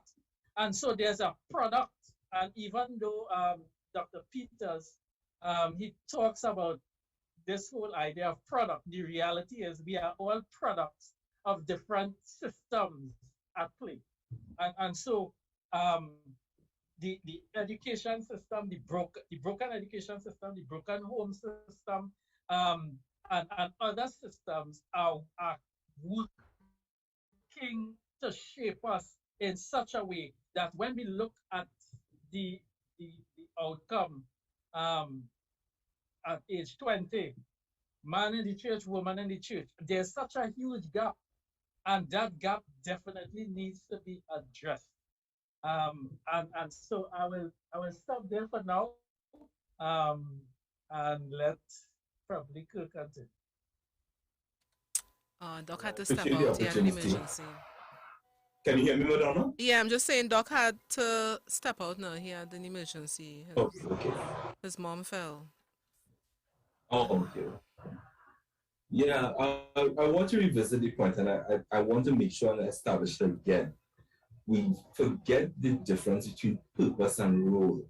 And if a man or a woman doesn't understand his or her purpose, role is irrelevant. Because roles can be adapted and changed over time. And we have seen that through generations. I've seen it in my own lifetime. Purpose, however, if an individual doesn't understand their purpose, it doesn't matter what you do with that individual, right? Miles Monroe used to have a saying when he talked about abuse, and he defined abuse as abnormal use. And it is abnormal use of your giftings if you don't understand your purpose. If you don't know what you're about, if you don't know what you're geared to accomplish in this life, then you're misusing the giftings, because we all have some giftings. And you're misusing that gifting if you have no idea what it's to be used for. So we need to make sure that men in particular, who are supposed to be heads of households, understand their purpose. So as we like to say, as young people like to say, if you link up with a man who understands his purpose, you ain't going nowhere. The other thing I want to say is this. Now, we tend to take the old school teaching of yoking and maybe chuck it in a corner. And I'll admit, many years ago when I was young and first beginning to understand what the concept of being equally yoked was about, it was a challenge for me too. But over time, and being married and being in a relationship and understanding it and absorbing it and studying it, I began to really understand what being equally yoked was about. And I began because someone planted the imagery of the oxen in the field pulling the plow. And both had to be carrying equal burden for that plow to work properly and plow a straight line. And if either ox was unequally yoked, meaning one ox was carrying a greater burden than the other, there was no way you could go in a straight line. It's like rowing a boat. If you're not working together, you're going to go in circles. That's all there is to it. So you have to be equally yoked. And you have to understand the concept of yoking. It's a very pragmatic, simple thing. When it was first explained to me, it seems super spiritual. But really and truly, it's a very pragmatic thing. And I'll put it in this context. When you look at Lot and his wife, for instance, that's a very classic example of being unequally yoked. One particular instruction was given to Lot and his wife when they were leaving. Lot could obey the instruction, but his wife didn't. And it became very clear that they wanted different things because he kept looking ahead, understanding what he wanted out of the circumstance and understanding that he had to obey this instruction. She had a desire for what was behind her. And this has nothing to do with male, female. This has to do with people. She had a desire for what was behind her and couldn't resist the temptation to turn back, to reminisce, to regret what she was giving up. And in those circumstances, it was clear that those two people couldn't be equally yoked. He knew what he was going towards. And she didn't quite understand what she was going towards and therefore desired what was behind her. And it's a classic example. And you know what it tells you? At the end of the day, I'll mix this briefly and try and wrap this point up very quickly. And it can be complicated, but it's a very simple point. We've gotten so wrapped up in Western philosophy, and we've mixed Western philosophy with faith, not religion, with our belief in God. We've mixed Western philosophy and ideologies with it, going all the way back to Roman days and all that kind of nonsense. The long and short of it is this. If you desire to be in a relationship, you have to be in a relationship with someone who is prepared to be, who is at that place where you are equally yoked, not just financially or in terms of providing security, but someone who's prepared to carry the emotional burden and has been equipped to help you carry the emotional, financial, and all the other burdens that come with a relationship. The equal yoking makes the relationship lighter, makes it work better, and helps you perform the job that you're set out to perform. And the last thing about that point is this. All of it, at the end of the day, requires hard work. Because we've adopted this Western philosophy of soulmates, and whether we like it or not, we tend to have this thinking that there's some perfect person out there for us somewhere, somehow. I do not subscribe to it. I don't believe any Christian should subscribe to it. Quite frankly, it is almost, to some extent, almost foolish theory. Any relationship requires work. We don't choose our parents. We don't choose our mother or father. But we choose to make the relationship work. And that's the difference in having a relationship. It doesn't matter who you choose to have that relationship with. Once that person is prepared to make that relationship work, and that's the thing we don't seem to always accept. We tend to think we meet this perfect person in this perfect world, in this perfect situation, and we go on this date and everything works out perfectly. Forget the fact that, well, I never see you home cooking. I never see you home and see what you look like. I never spend any time with you around the house. I never spend any time with you in the garden or anything of real value to building a life. And this is why we find that oftentimes in societies that don't subscribe to that, we don't like to accept it. But the reality is, when you look at the maths, the empirical evidence tends to speak to the fact that arranged marriages work equally as well, or in some cases better, than when we freely choose our spouses. And that's because they recognize in their cultures, marriage had nothing to do with, oh, well, I love you so much and love will see us through. No. They recognize that it had to do with the commitment and the hard work that went into keeping the family together. They'll make a mess of it, but bet your bottom dollar, oftentimes they stay together because they recognize the value of the commitment and hard work. And we don't recognize that because we seem to think that there's some special all that we have because we have God and we have the Holy Spirit, and therefore you don't have to do the hard work. God will tell me who my wife is. God will tell me who my husband is, and therefore, since God tell me, it's smooth sailing from there. No, it requires work in order to keep the relationship alive. Whether he's a CEO or whether he's a garbage collector on Monday to Friday, it doesn't matter. It requires work to keep the relationship alive. Well, here's my question on the and work. If you're not equally yoked and carry to it, then it's going to fail. Well, here's my question on the work, and we were talking about that. And in case you just joined in, we were talking about why some men feel intimidated by professional women. Someone sent a message on Facebook and says professional women are virtuous women. And men need to love their wives and protect cherish, and all those things that Crystal was talking about, and understand their purpose and their role. And we understand all those things change with couples, to each his own, as it were. And most women here, everybody is a professional, right?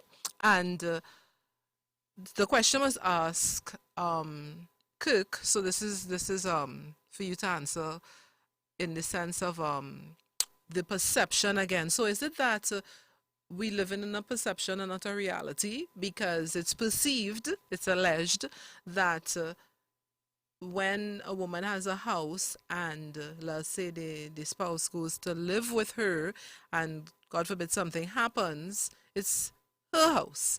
Like Roxanne or somebody was saying, or Crystal, that is, you work and make sure you get your own money, and when you get married, your husband money is your money too.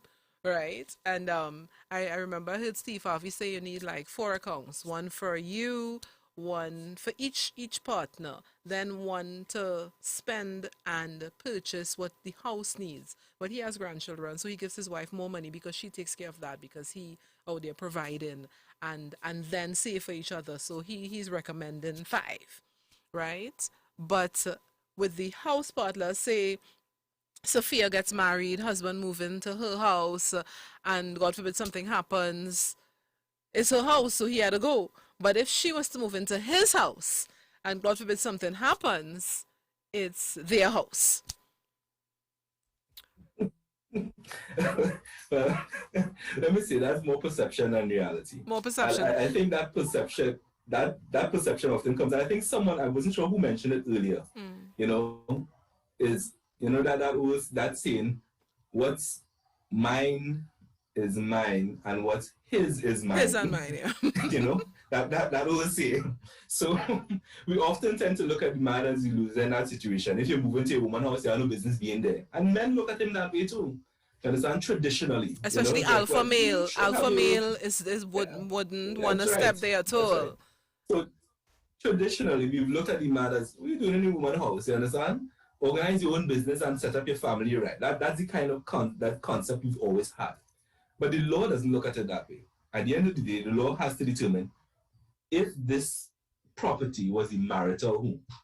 And the marital home is the concept of, okay, was this the home we set out to live in as our marital home, as the home that we would live in during the course of our marriage, right? So what if he had his own house and she moved in? Let's say he had his own house for like 10 years or so, and she moved in, and they got married and get divorced. What happens there? Well, there are a whole lot of dynamics that go into that situation, but the shortest version I can give you is this. It is irrelevant whose house it is. What is relevant is whether it can be determined that this was their marital home. And oftentimes the court tends to look at, time frame as to how long they lived there, how long was the marriage, right? Who contributed what to that relationship. So that person will be able to get half? Well, as I said, that's a very broad discussion. Looking up for my sisters here. I want to know. We need to know. No, seriously, we need to know. Listen, I can't tell you that, and I will not tell you, listen, you're entitled to have just so. We don't work just so. But there are a number of factors that must be considered. So I'll give you an example. A long marriage is considered 7 years and up, right? So if a marriage is long in terms of being 7 years and up, if the parties have been contributing to the marriage in different ways, because sometimes parties cannot contribute financially because one party may be a homemaker and one party may be, the breadwinner. And if you notice, I didn't define which party, male or female. I'm just saying one party or the other.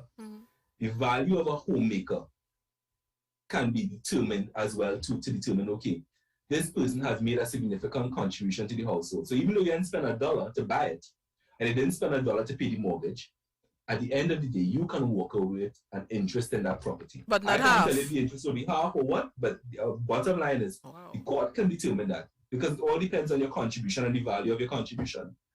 So as I said, I ain't going to just jump in and tell you like California law, yes, it's half once you get married. No, it don't work so.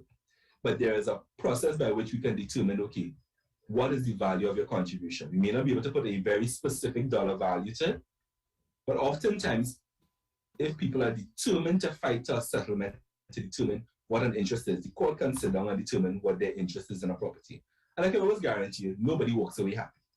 Because at the end of the day, if a third person who doesn't know you and doesn't know your life and doesn't know the history behind you and your situation comes to determine what is in your best interest, you're not going to be happy, like it or not. So I always tell people the best thing to do is compromise, find a way up, because you can always add value to what you have. You can always rebuild, you can always add value. But putting all of that aside, there is no specific formula. Just what they must understand is that once you begin to live in a home, even if it's a rental home, the court has to look at what is the marital home. Is this the place that you are set out to live in during the course of your marriage, at least even if it's just in the early days? Was this the home that you are made as a marital home? And therefore, the court, once the court determines this was your marital home, then it can begin to determine who has a greater entitlement, if any, or equal entitlement to the benefits of that home, right? So as I say, you see how hard I'm trying to avoid the 50-50 thing, half share. That's hard. I wanted you to come down to say like a 75-25 kind of thing. No. That's not fair. So Saffiya, so that making people not want to get married even more, because I mean, you know, that's just not fair. Crystal, talk to me. No. Okay, but why are we thinking, okay, but you said that, right? If I am going to get married, I'm not thinking about getting out of the marriage or divorce. No, we I understand think that, but things happen, and that's our reality. Things happen, and when we check a divorce rate very high, talk to the attorney right there. So yeah, I know, and I think maybe the divorce rate is very high because people give themselves, well, yes, I will get married, but I could always divorce. I think that's I don't think they go in too. with that mindset, you know. I don't think. No, not okay. Not saying okay. You saying I said that because you started off by saying, well, you ain't gonna want nobody to get married. Why would you make a statement like that? Because people would think, well, okay, if I get married, well, I don't want to get married because if we end up in divorce, I have to split my house half. You understand what I mean? I shouldn't have that fear. At least for me, I am not going into, and I'm not saying that people generally are doing that, but the reality is they think, well, okay, if things don't work out, I have a backup plan. I could always get divorced, and I will go my way, he will go his way. And I think that is part of the problem, even with believers, Christians. They give themselves an option and say, well, I could always get divorced. You know what I mean? As opposed to wanting to stick it out and work on it. And is it Kirk? He made some very valid points at the beginning where he said that just because you're a believer doesn't mean that it's all easy. That you do not have, that it exempts you from working on your marriage. A marriage takes work. And I have seen in so many different sessions and different walks of life of marriages that crumble, marriages that fall, whether Christian or non-Christian, but all still take a lot of work. And somehow we are all Christians until the day when you're faced and you're in the house with someone, and at that point in time you're in an argument, but you cannot, you know, the scripture that says don't let the sun go down on your wrath. Suddenly now you have to put that scripture into practice. It is the hardest thing, you know what I mean? They forget the practicality of what it means to be in a relationship and what it means to be in a marriage, and the fact that there is work involved. But I think a lot of people have that at the back of their mind. Well, I don't want to say a lot of people. Let me rephrase that. I say some people have that in the back of their mind that, hey, I could always get divorced. And then at that point in time, because they give themselves that option, then it's easy for them when things get rough. Well, you know what, let me just call this thing quits and you take this and I will take this. You know what I mean? I saw Saffiya's hand up. Yes, I could just jump in here just for the very reason that I am a divorcee. So I've had that experience of going through a divorce, and I'm a believer, ring dong believer, Holy Ghost filled, right? And people get divorced for so many different reasons. Some legitimate, some illegitimate. But you know, it's very interesting. I think the point that Kirk made is a masterful one, which is in the church sometimes we look at unequally yoked as just being a believer with an unbeliever, but it is an imbalance of load that causes difficulty in moving forward.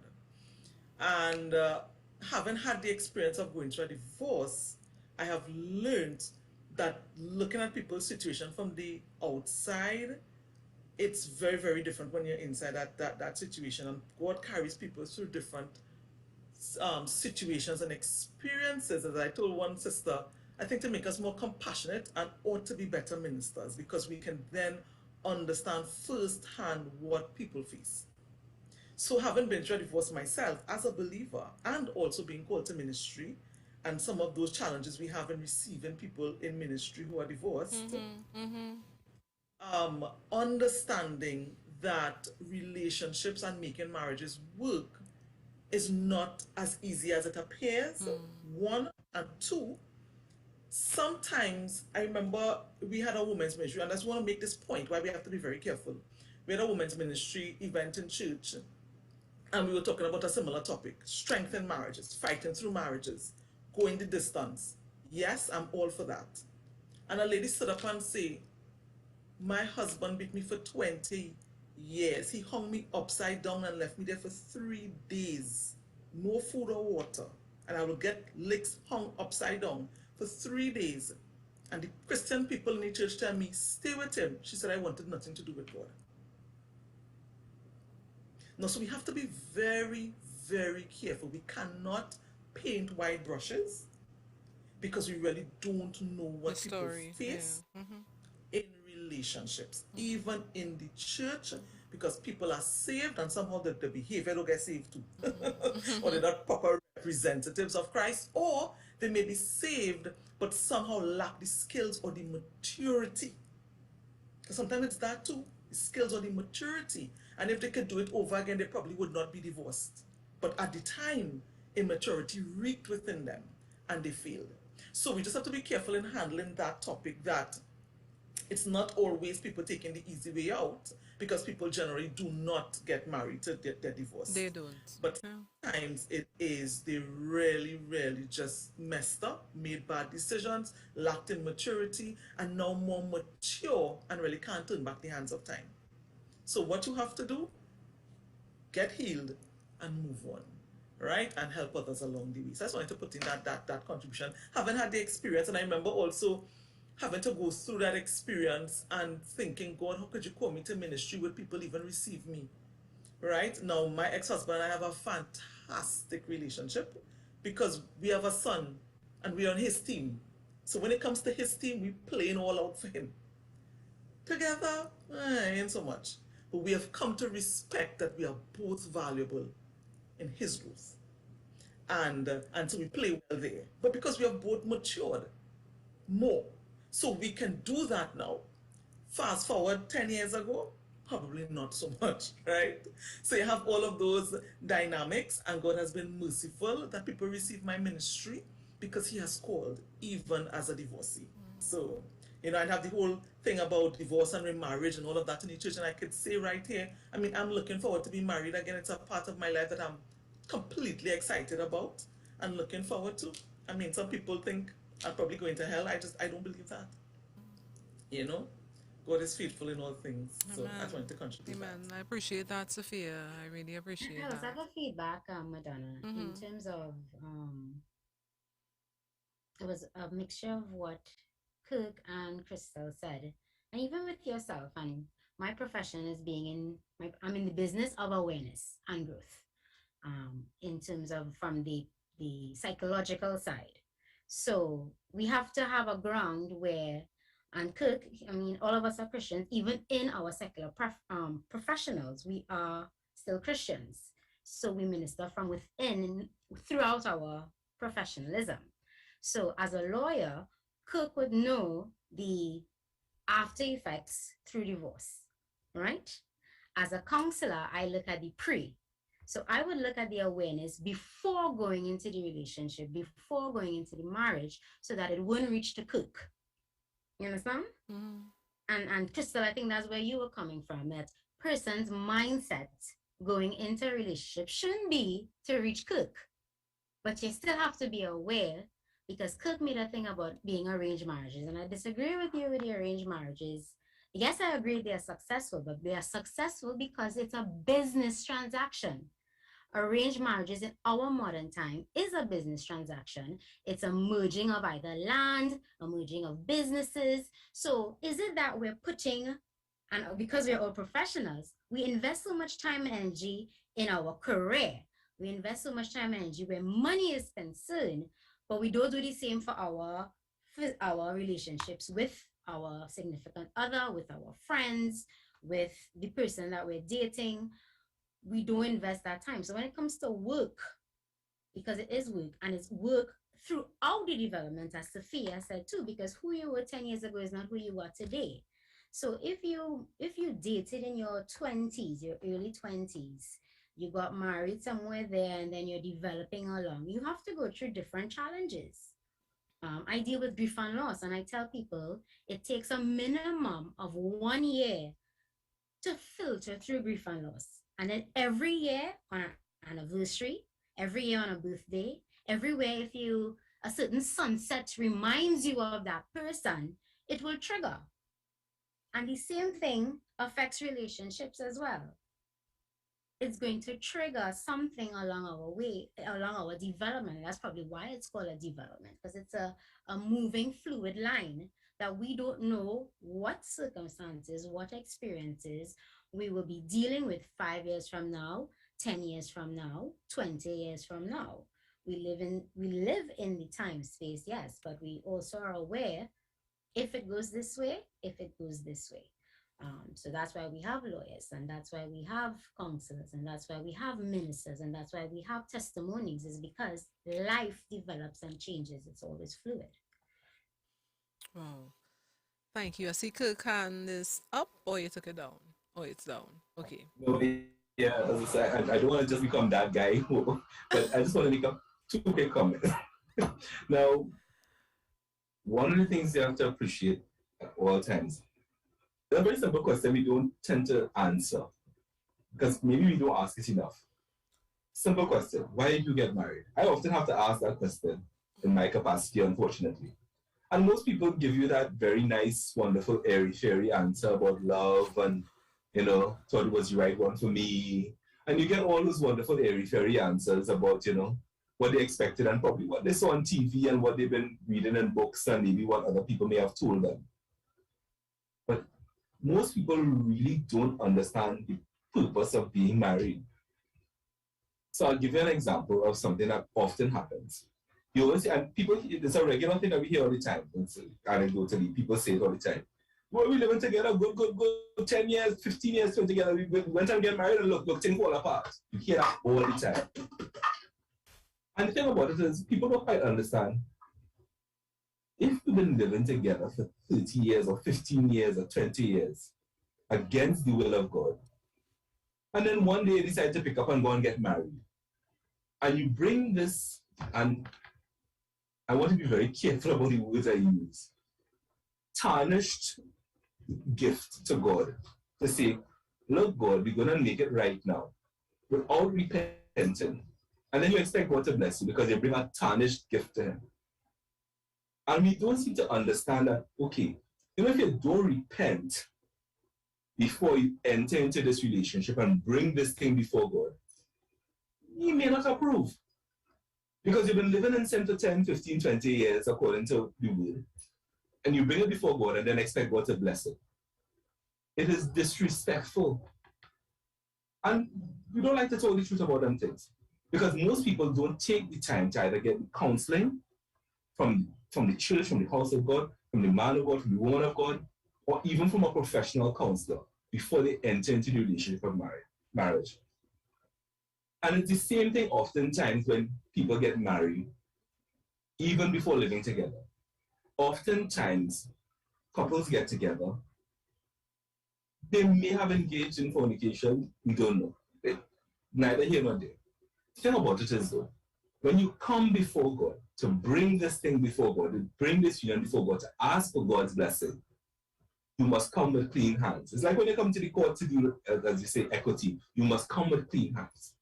You can't come with thinking, well, we could fool God because we were fooling around yesterday, you understand? Under the bridge, we were fooling around yesterday in Mommy's bedroom, and then bring it before God and think, oh, well, it's okay, so just accept this tarnished gift. No, You have to come with clean hands. We all have to subject ourselves to it, which means that oftentimes before we get married, we often have to repent for the things that we may have incurred before we were married. We don't talk about these things, huh? We talk about it in a vacuum, like, well, you know, they went to counseling and, you know, they stayed apart however long. Let's talk about the reality of what they were doing at 3 o'clock yesterday morning when they was lying in my mommy's house downstairs. We don't talk about the things that happened before the marriage that may have put you in a bad situation with God and you didn't repent for it. And then you come to God and ask Him to bless it and then wonder why it ain't working. You need to consider these things. I'm not trying to be super spiritual because I don't believe that, okay, yes, I believe the work continues after the marriage. But we also want to come to God because we don't understand. Oftentimes people don't understand why you're getting married. If you're not coming before God with this marriage, then you might as well just go have a civil union. And a civil union is even open to couples that are of the same sex and all these things in states and different countries. You might as well just have a civil union. But for those of us who believe in the value of marriage, then we believe that you are going before God with this thing. And if you're going before God, there's nothing you can go before God with that's dirty or that's tarnished and expect Him to accept it. And I'm not blaming anyone in particular. I'm saying all oftentimes are guilty of it. And we take it for granted. The things that we did before marriage and we don't repent for, oftentimes we can't expect God to bless it if it is you bring it to Him dirty. You have to clean it up first and ask Him to, you have to repent. You have to ask Him to clean the situation before we move into the situation of marriage. We don't take that on at all. And I don't often hear that when we get to pre-marriage counseling. Because we tend to ignore the fact that, okay, things have been happening, whether intimate situations and intimacy or, you know, inappropriate situations that may constitute inappropriate behavior before God. So that's one of the things I wanted to raise in terms of going forward in a marriage and expecting God to bless and understanding the purpose for the marriage as opposed to understanding, well, love and we just want to get married for romantic relationship reasons. All right? Wow. I just want to go to Facebook and say good afternoon to all our Facebook persons. And, you know, there are a lot of comments, you know, talking about, you know, in the Caribbean, the cultures as well, it being different to those in other areas. And with regards to choosing and choosing a partner, yes, it's a choice. And do you believe that you can marry the wrong person? Then it was a choice. But do you believe that? Then someone is saying what you all were talking about with the wealth. Somebody mentioned that with regards to the wealth in the arranged marriages. That was Nyssa. And lots of comments. I'm now actually chiming in on the comments. But thank you all on Facebook for commenting and chiming in. But very, very interesting topic. And we haven't even gone to the meat of the matter. And so the analysis will continue with regards to women and men believing that professional women are unapproachable. Roxanne, I haven't heard you. Madonna, can I ask a question? Which one? Who said that? Oh, Crystal, okay. Go ahead. Has any of the men on the panel have an experience where they approached a professional woman and was I don't want to use the word shunned for lack of a better word, but I guess have they experienced it themselves where approaching a professional woman was not what it was expected to be, like you're expecting to talk to the person? And I think that was the doctor who was on before. When you meet someone, you're not meeting their career, you're trying to meet the person, you know, find out who they are. But I want to know, seeing that we making all these inferences, if there has been that experience with any of the male on the panel, if they'll be willing to share. Riquen just smiling. He does I'm not. I'm not sure how many years left on the panel. Riquen. Oh, just Cook and Riquen. Yeah. Doc had an emergency. All right, okay. I don't know if it's fortunately or unfortunately for me. I have I have not had that experience. Um, however, um, in looking at the question again, I think one of the issues is there's a perception that the professional woman may not be a submissive woman. And I'm just going to leave that right there. Well, that's for another night, Riquen. But that's actually what the question is about, right? and the whole issue of what constitutes submissiveness and submission and that sort of stuff. Because I mean, at the end of the day, um, you know, the saying two man rat can't live in the same hole. And there is a perception amongst some men that the professional woman may be a man rat or act as a man rat or come across as a man rat. You understand? And so So, Riquen, do you have that perception? Do you have that perception? Yes, he does. Riquen, I just want to say, Riquen, I hope you have a very large culture. Do you have that perception, Riquen? No, I don't. I would say that I've grown in my perception because you see the reality is we have been affected by the environments that we've been exposed to. And for a lot of us within churches, that is a significant pillar. This whole issue of submissiveness and the woman being submissive to the man and that. And so over time, my perception has evolved. It has changed because even in conversation with a friend this evening, there's so much focus on submission or submissiveness on the part of the woman. But when you really think of it, the man is supposed to be submitted to his head. So he submits to his head, and then the woman submits to him as head.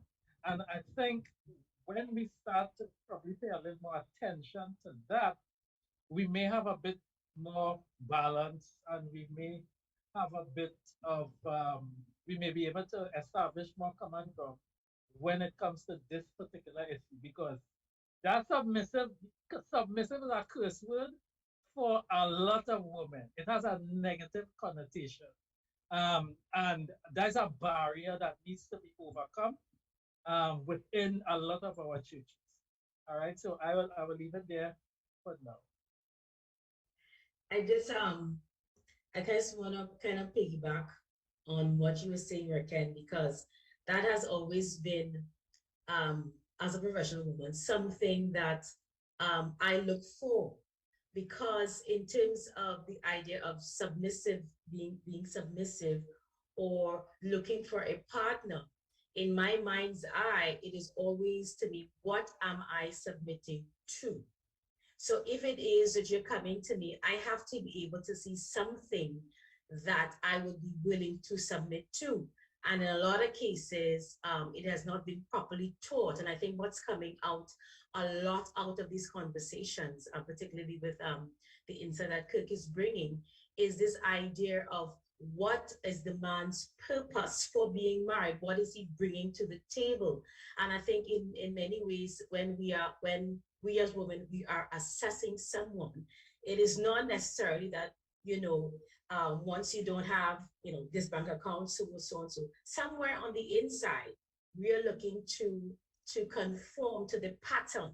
And the pattern is to be able to be headed by or husbanded by, because the definition of a husband is someone that will take care of, we use the word husbandry in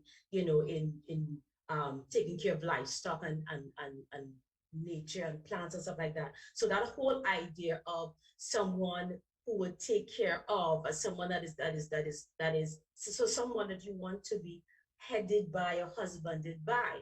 And in many cases, as even as Cook was saying earlier, with the unequally yoked, we are not really seeing the extent to which this person can as you said earlier, shoulder the burden or help me become better or help me develop in me, not necessarily that you're depending on, but someone who can assist me in certain areas. And I think where if men don't realize that, you know, their purpose in marriage is to, in becoming a husband, in terms of being able to having the maturity to be able to do this when they to do this, or to be able to develop something from scratch, to be able to properly take care of all the needs and whatnot like that, then they would see someone who has developed in a certain area and feel as if they aren't able to contribute. And then they would tell me, which has been told to me before, you know, I like you, you know, but gosh, boy, you're real intimidated. And in my mind's eye, I'm telling myself, well, okay, if I have done it, if I have developed myself in a certain area, this is one of the other issues that I do have. If I have developed myself in a certain area, what is preventing you from moving forward? That was a question I had in the back of my mind. What is preventing you from taking the step of developing yourself more in a particular area? We all have access to a lot of the same facilities, the same education, whatnot. What is preventing you from developing yourself spiritually? What is preventing you from developing yourself or presenting yourself as someone who mature? And so that is where I think we still have those barriers where we have developed ourselves a certain way. And the whole idea of, well, if I come alongside you, what am I submitting to? Where are we going to go? Is it that, you know, I'm going to end up shouldering all the burden as we've talked about before? And so that's another issue that I still have when people come up to me. That's one of the things I'm looking for. What am I submitting undone? And that's why I really like the point that Riquen made. So it is not for me, it's not for me a curse word. To me, it is, you know, being able to be husbanded by or submit under someone who is going somewhere, or someone who is submitted to Christ. Because I also want to live a life submitted to Christ. And I need to be able to see that that's the direction that you're going, that I can continue to live for Christ while I am yoked to you. Madonnaj, can I share, Roxanne, thank you so much for that. Can I just share my quick perspective on my understanding of submission? I actually find it to be so interesting, and I remember sharing on a message in church one Father's Day when I was sharing on men. It's so interesting, right? And as a woman sharing on men, and looking at that whole issue of submission, something about it presupposes good decision making. And if I were to, you know, because I've had the opportunity to run organizations, and let's say I'm the CEO, if I ask somebody to do something, it is expected that it is carried out. If it's not carried out, it can be viewed as insubordination, and there's the HR policy to protect my authority, because you cannot be responsible for something for which you can't control. Now, God gave a certain responsibility to men, and he has to give an account for what he does with his family. And I don't think he can be responsible for what he can't control, and I think submission is like the Bible's HR policy. But in the same vein, if the CEO or any senior officer is given an instruction that is detrimental to the company or is not in the company's best interest, now we have whistleblower, we have all kinds of different ways for people to raise an alarm to say, hey, listen, we should not be made to submit to this because it's going to cause us damage and harm. And I think a lot of times what happens in that family arrangement, there's an expectation for whatever is said or whatever decision is made to be carried out without any assessment of whether this is best for the family or not. And as if the decision is out of the reach of that kind of assessment, and it cannot be. Because once the man, the husband, the father, has a track record of good decisions, of decisions that take into account everybody, that produces good results, submission become a non-issue because there is trust. There is a comfort that everything was taken into consideration. There is a comfort that decisions that you make, it helps the family and takes us forward. So I think submission doesn't stand on its own. And submission doesn't mean do whatever I see. Because it will be very, very clear when men submit to God as their head, the whole thing becomes a non-issue. But we have a lot of unsubmitted heads requiring submission. And that is where a lot of the brokenness comes. So to me, submission is a fantastic thing, because I have been in leadership and I'm still in fact, that's what I do now. I'm a leadership development professional, and I always train my clients. Your leadership really ought to be seen in your pattern of behavior. People should want to follow you because of your pattern of behavior, not because of your title. Nobody cares about a title. Nobody respects a title. People respect how the kinds of results that you produce. People follow leaders who care about them. People follow leaders who consider them. And in the home, once a man shows up that way, submission becomes a non-issue. The woman wants to follow you. She wants to hear what you have to say. She wants to, that's what happens. So submission becomes a big issue because something is broken. And it's not necessarily only the woman. Do I think we have some real disrespectful women? I feel really, really embarrassed sometimes the way we represent our gender. You know, we really, really damage men. And I'm not even talking about that. But I'm talking about men not understanding really what submission is. And they're not even prepared to do it to their own heads, but requiring it of another. And so that's how I see submission. And once we just operate in alignment, in order as God created it, the whole thing becomes a non-issue. That's my 2 cents or 10 cents. Well, our time is upon us. Closing remarks. I see it's 11:25. And I will kind of close up from what Saffiya said, because she spoke my language when she said patterns of behavior. I love that too.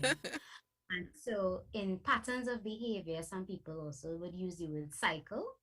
And Madonnaj, you create a lot of avenues, and everyone on the forum tonight would have some sort of reach in their communities. And my thing is, I love to use timelines and development because it paints a picture. So I will always say we are at a point where we stick a pin. We're in 2022. And if we're sticking the pin in 2022, the year has now started. And you are aware, you are on this program, you're in ministry, and you have been given knowledge. What are you going to do with that knowledge? So at this point is that we stick a pin and we deal with the hurts, trauma, issues, the demons, everything that is in people, the trauma going forward for the older generation. And what we have now at this pin junction is what are we passing on to the younger generation? So Riquen, I hope I pronounced that correct, and Kirk, your era of growing up in school and now understanding men, even women, in terms of who am I? What is my purpose? And Kirk, you asked that question, what is the purpose? But how are young boys and young girls going to know or learn or value what is my purpose? What goes into understanding purpose? And if we take that and we teach our own children and the children of the church and the communities, then we could foresee, and that pattern of behavior, the 15-year-old now today that we are ministering to will be 25 in 10 years. And what decisions would he now be making in approaching the opposite sex? The girl who is 12 now in the next 10 years will be 22. What are decisions is she going to make now in choosing a godly person, a partner to move forward with? So that's where my sticker pin is in 2022. What legacy do we leave behind? In spiritual legacy, in emotional legacy, in consciousness legacy, in being our genuine self legacy. And then how do we help persons who have already established in our age gap going forward as well? And that's where I will wrap up. Roxanne? Crystal? Yes. Oh, Roxanne.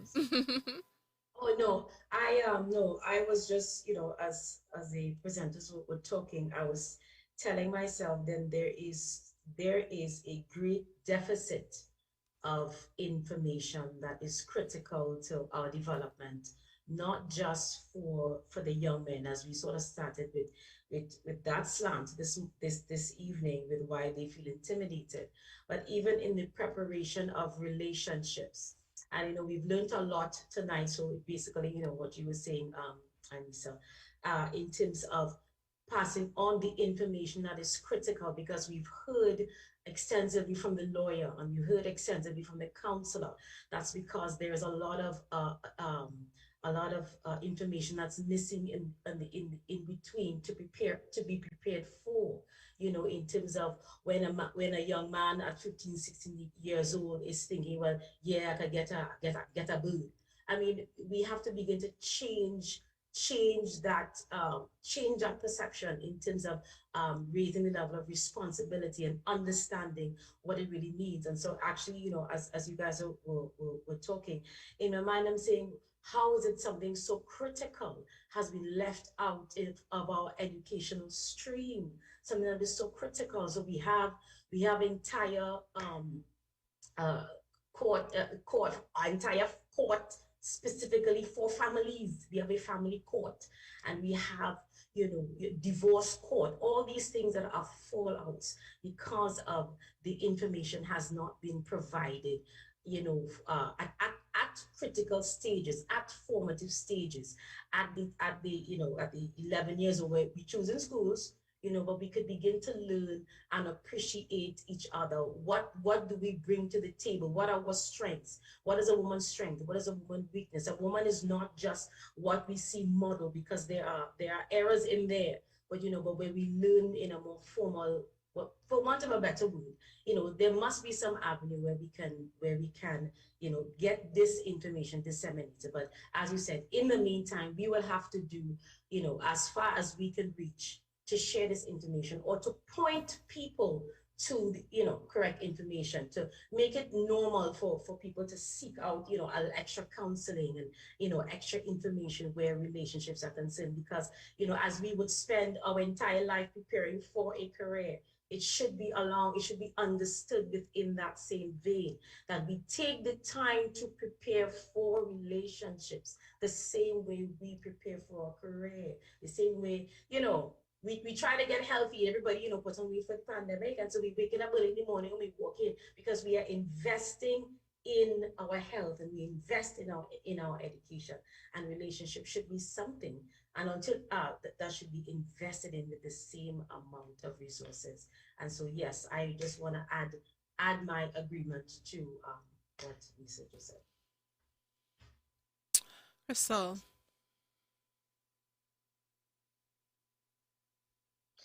Yeah, I don't have much to close off with. I think we spoke a lot, but then at the same time, this topic cannot be exhausted. I still don't think we even touched the real surface, or we still at the surface of this, because I know the overlying topic was why is a professional woman unapproachable in that respect. But then there's so many different things that culminate into what that statement really means. I would hope that maybe on another session that we actually have some men on who have experienced that, and maybe we find out from them how they felt, what was their thinking, because there are a lot of what we did not discuss is what is unsaid and what goes on in either party's mind at that point. There are a lot of misconceptions, preconceived notions, and that kind of thing. But what I want to say is that as believers, we should always be walking in love and walking in the fruits of the Spirit. And I think if we are guided by that, then it's going to help us in life.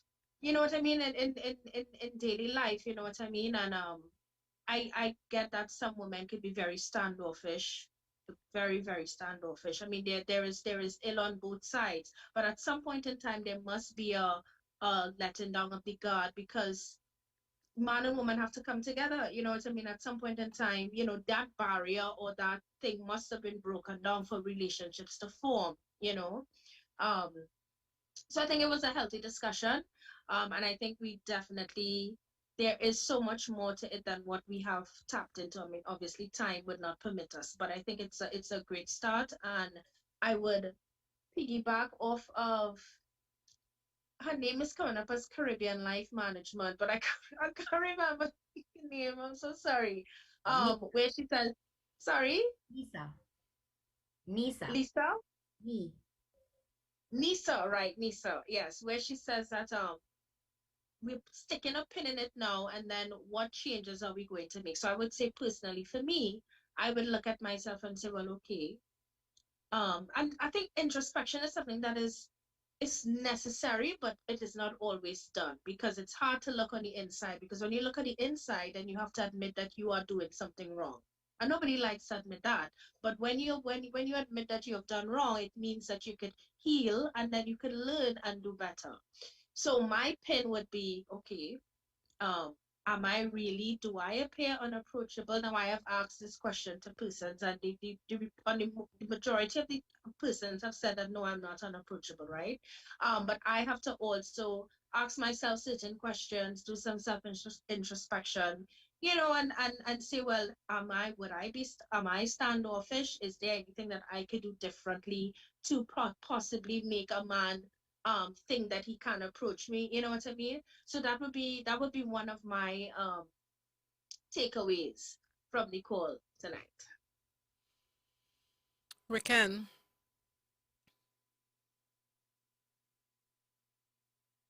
Okay, so firstly, let me thank you again, Madonnaj, for the opportunity to be on this program among our lead professional women. I don't think we had any fight. So it was a wonderful time. And in summary, I would say that, you know, all of us individually, we need to revisit belief patterns and thought patterns that we do hold that impact our behavior. Mention was made of cycles and so on. But our behavior is really a manifestation of some stuff that's going on inside. How we would have from childhood all the way up. So as Crystal would have said, this is an opportunity for introspection,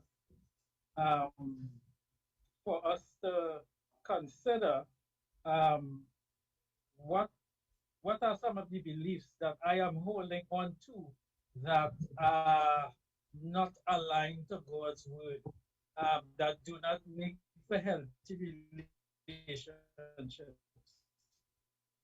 What are some of these things that have been passed on to me that subconsciously I have actually been living out, and it's not in accordance with God's truth? And I think that's a good starting point, looking at self first and understanding that at the end of the day, whether we're professional or not, God expects us to bring all our abilities and gifts and talents and whatever we bring to the table is because we want to make a nice meal that everybody could enjoy, you know. So it's not about competing, it's about completing each other. And so the understanding of individual purpose is key, and how we can complement each other in terms of the fulfillment of purpose. So that would be my nutshell. Thanks again for the opportunity. Anybody who I forgot? Everybody went? Cook? No problem. I'm happy to say now. All right. In closing, I would go back to foundation with a few things and quite simply say, listen, when I say foundation, I mean all the way back to Genesis. When God created man, he gave him purpose. Man's purpose at that point was companionship for God. But when he created him, he also gave him a role. And he put him in the garden. When he put him in the garden, and he gave him the role. Name the animals. It's one of the things you are allowed to do. That wasn't his purpose, but that was his role in the garden. Name the animals. But his purpose was companionship. So his first relationship was with God. His second relationship was a woman.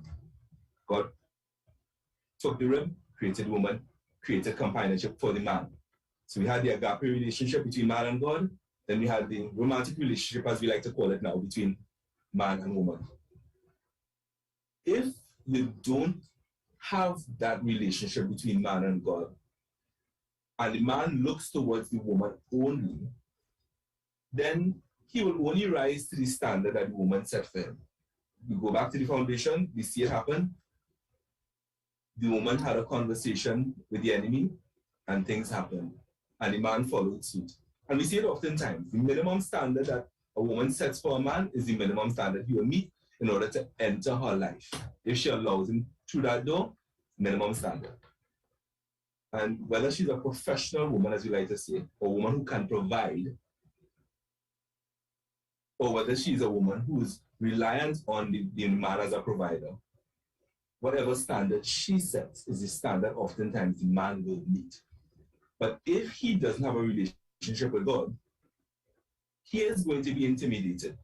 He is going to find challenge in dealing with that woman if he doesn't have a relationship with God. Because the mere fact that he doesn't have a relationship with God says that he is a man who is not prepared to be in a relationship with a woman.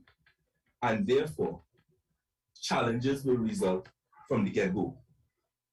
From the word go. I don't know how to deal with you as a professional woman. I don't know how to deal with you as a woman who earns money and takes care of herself and hands her own business. And that oftentimes comes from a man where he's in a place where his relationship with God is not right. So oftentimes, I would say to a woman in those circumstances, if I am asked that question, make sure the man's relationship with God is right first, or that he has one, before you enter into a relationship with him, in order to be able to set the standard that you require of this man to be in your life. So I would pause there because, as I said, many of the speakers have said there's so many things to be said in this circumstance. There are a million things we could continue to see. So I will pause there for now. Wow. Well, I want to thank each and every one of you for being here and piggybacking on Kirk. I would always encourage to seek first the kingdom of God and his righteousness.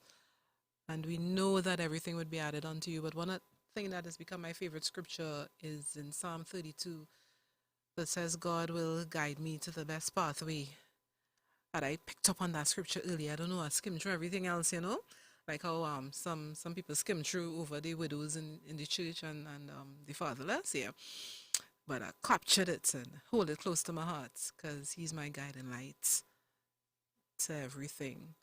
And this evening was very, very enlightening. And the one on humility and submission, I know that that sensitive topic, that will be a biggie. But I'll take what Crystal said as well, and to have some men who would have gone through that kind of hand where they have been slighted by a professional woman in some way, and you know, feel the pain and understand well, you know, and somebody said something about men and knowing who they are and they being built up, and it's important. So a lot came out of it. So I want to thank each and every one of you for taking the time to be a part of it. I know it was enlightening and impacting. And we have like a ton of messages on social media, and you know, the responses really, really, really, really profound and deep. So thank you again. Continue letting your light shine. Have a wonderful evening. Enjoy the weekend with family. Some beach lime, some salt water. Woo, I think I need to go and take a dip. Have a good one. God bless. Bye-bye. Good night, everybody. Bye. Bye, everybody. Lovely meeting all of you. Yes, indeed. It was great. Thanks again. All the best. Thank you, Kirk, for taking the time out.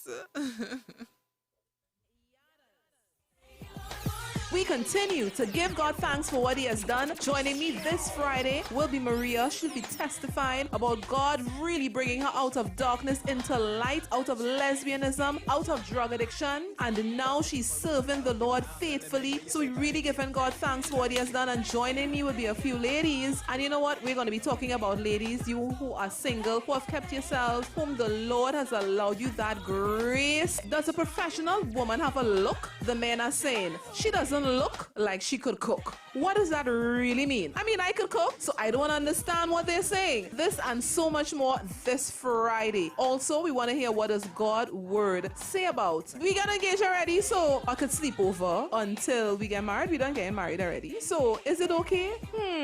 We want to hear from you. Be sure to call us. Tell a friend, tell a neighbor. We want to hear what God is saying about all of this.